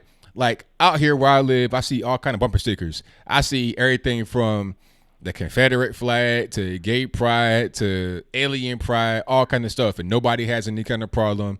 Everybody pretty much just let you do what you want to do. And as long as you're not engaging in anything illegal, it's all good. You go up north, much different. Oh, yeah. That's pretty much what he was saying, and kind of shocks everybody. Yeah. But yeah. So one other thing I just wanted to say for people who've never seen it, like this was on tonight on Turner Classic Movies. I've watched this movie a dozen times because I really like it. It's fantastic way of looking at it's kind of funny. It's called 12 Angry Men.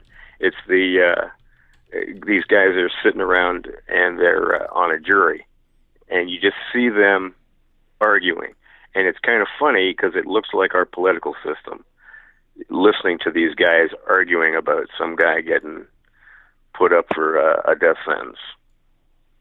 And it's kind of cool. Like if anybody wants to take a look at it, it's a good movie, and it's I think it sort of shows what our system is like with everybody and how they should be coming together, Anyhow, I'm going to let you go. Thanks for taking my call, and it's been great. I'll talk to you later, man. All right, thank you for the call. Definitely appreciate you.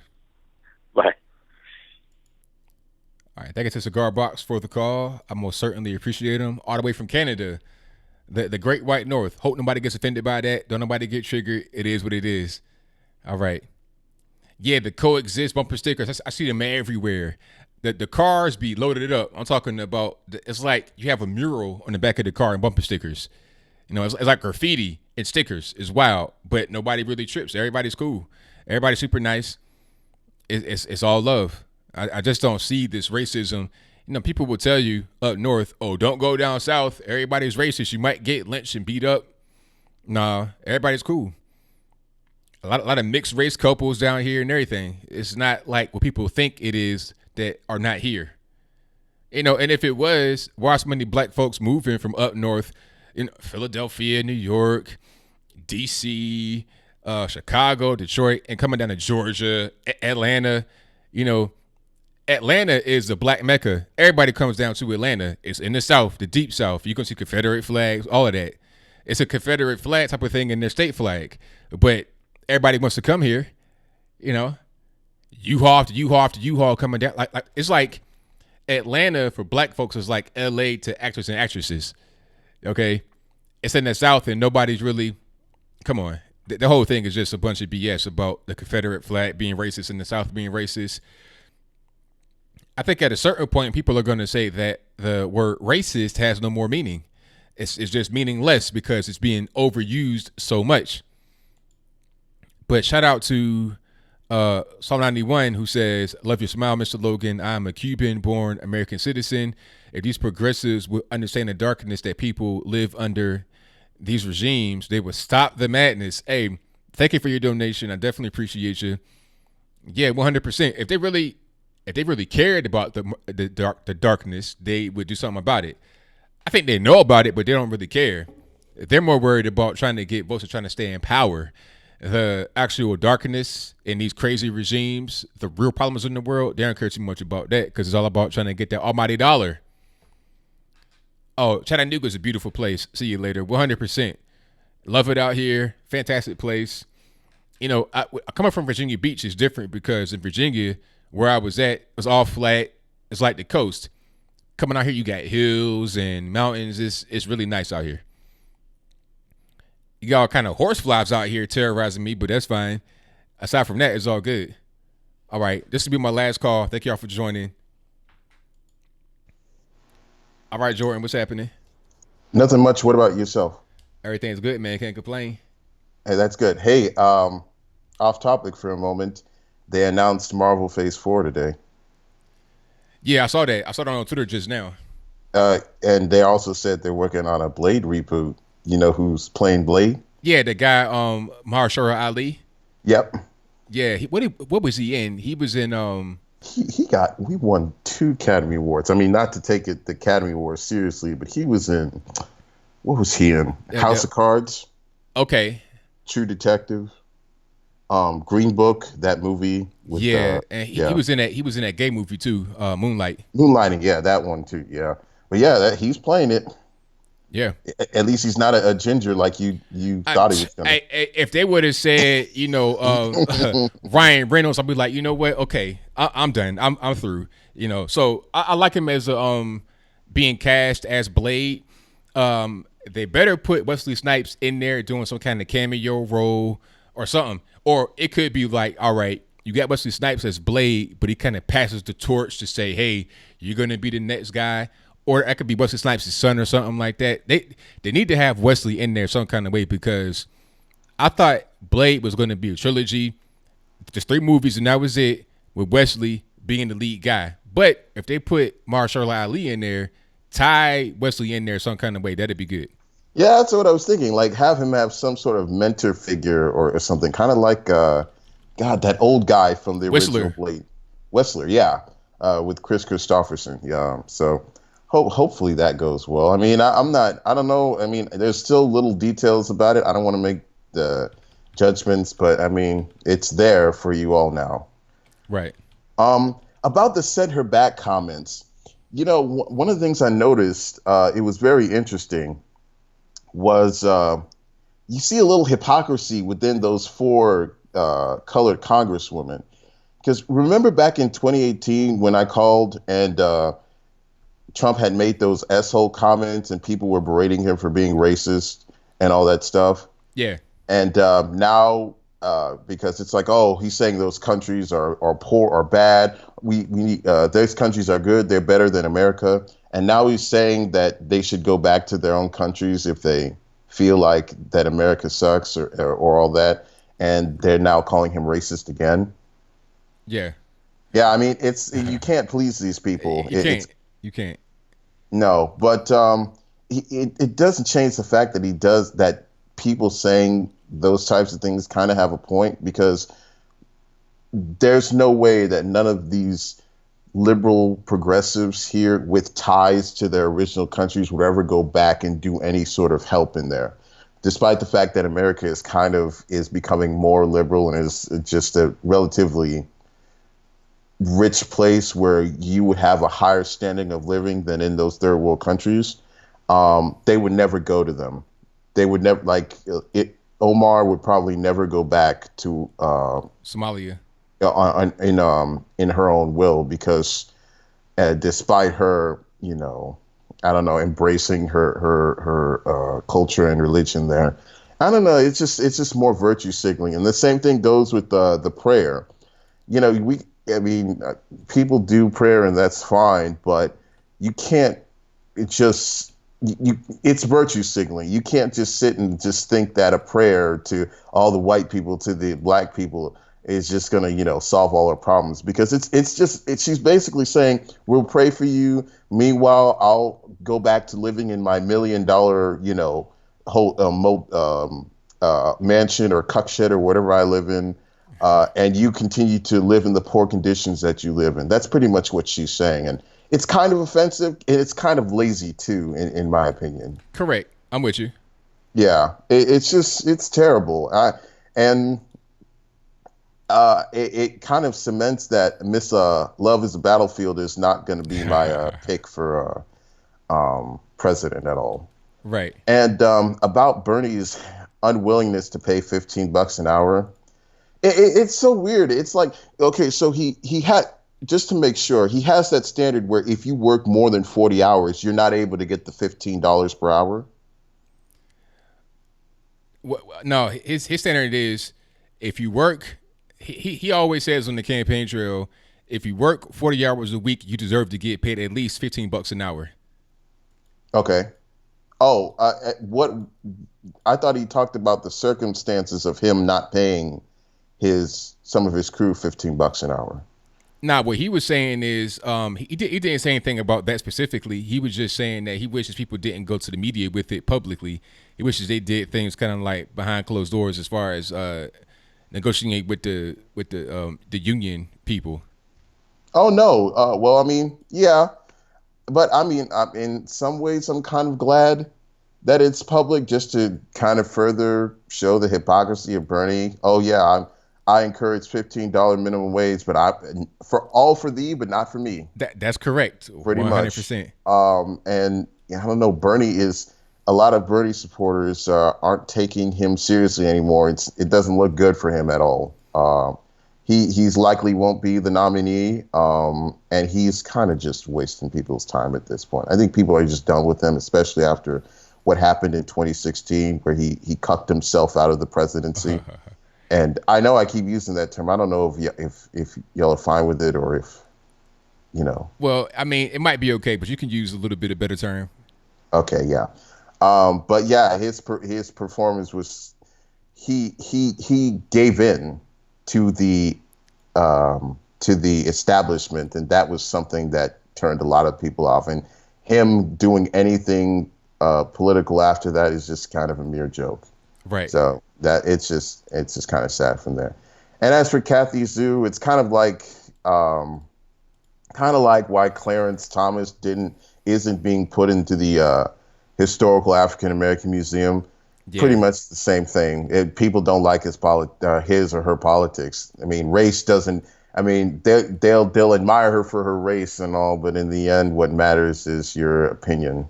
It's typical diversity of skin color, but not diversity of thought. That's the summation of her situation. That's right. All right. Well, that's my quick take. I'm gonna head out. Somebody comment? Yeah. Right. That's my quick take. I'll talk to you later, ABL. Peace. All right, now peace. All right, shout out to my man Jordan for the call. Most certainly appreciate him. And that's gonna be a wrap for me. I'm past my time right now because I'm always here from 8 p.m. Eastern time to 11 p.m. Eastern time on Wednesday night and Saturday night. Again, that is 8 p.m. Eastern time to 11 p.m. Eastern time. If you guys want to continue the conversation with each other, you can join a Discord server for free. A link for that is in the description box below. Matter of fact, let me see if I can put it in the chat right quick. Hold on, you guys. Discord link is in the description. Also right here in the chat box. All right, there it is right there. So sign up if you're not signed up already. Like I said, it's 100% free. You could talk to one another through voice, also through text in different channels. But that's all I got for y'all. Thank y'all for joining again every Wednesday and Saturday night, 8 p.m. Eastern time to 11 p.m. Eastern time. I got videos coming out pretty much every day, sometimes 2-3 times a day about random topics, news story, things that are going on right now. Shout out to Get a Job. Hey, you guys subscribe to Get a Job. Great. Jesse Lee Peterson compilations. Fantastic channel. You do a great job, man. So thank you for joining in, hanging out with us. Really appreciate it. But that's all I got. Shout out to the moderators. We got Ansel, Liza Jean, Sushi Shreebs, Bill from the Hills. Who else? Everybody. Liza Jean, everybody, thank y'all for joining. Thank y'all for doing what you do. T-Pain, of course, the boss. And is that all I got? Okay. The moderators, Discord, everything is pretty much taken care of. And again, if you have not liked the video yet, please like it. If you have not subscribed yet, please do so. Hit the subscribe button and hit the bell right beside it. The little bell right there, activate that bell so whenever I go live or post a new video, you get notified. And it might work, it might not. Just try it out. Roll the dice for me. I appreciate it. But again, that's all I got. So until next time, y'all be safe. I'm out. And peace.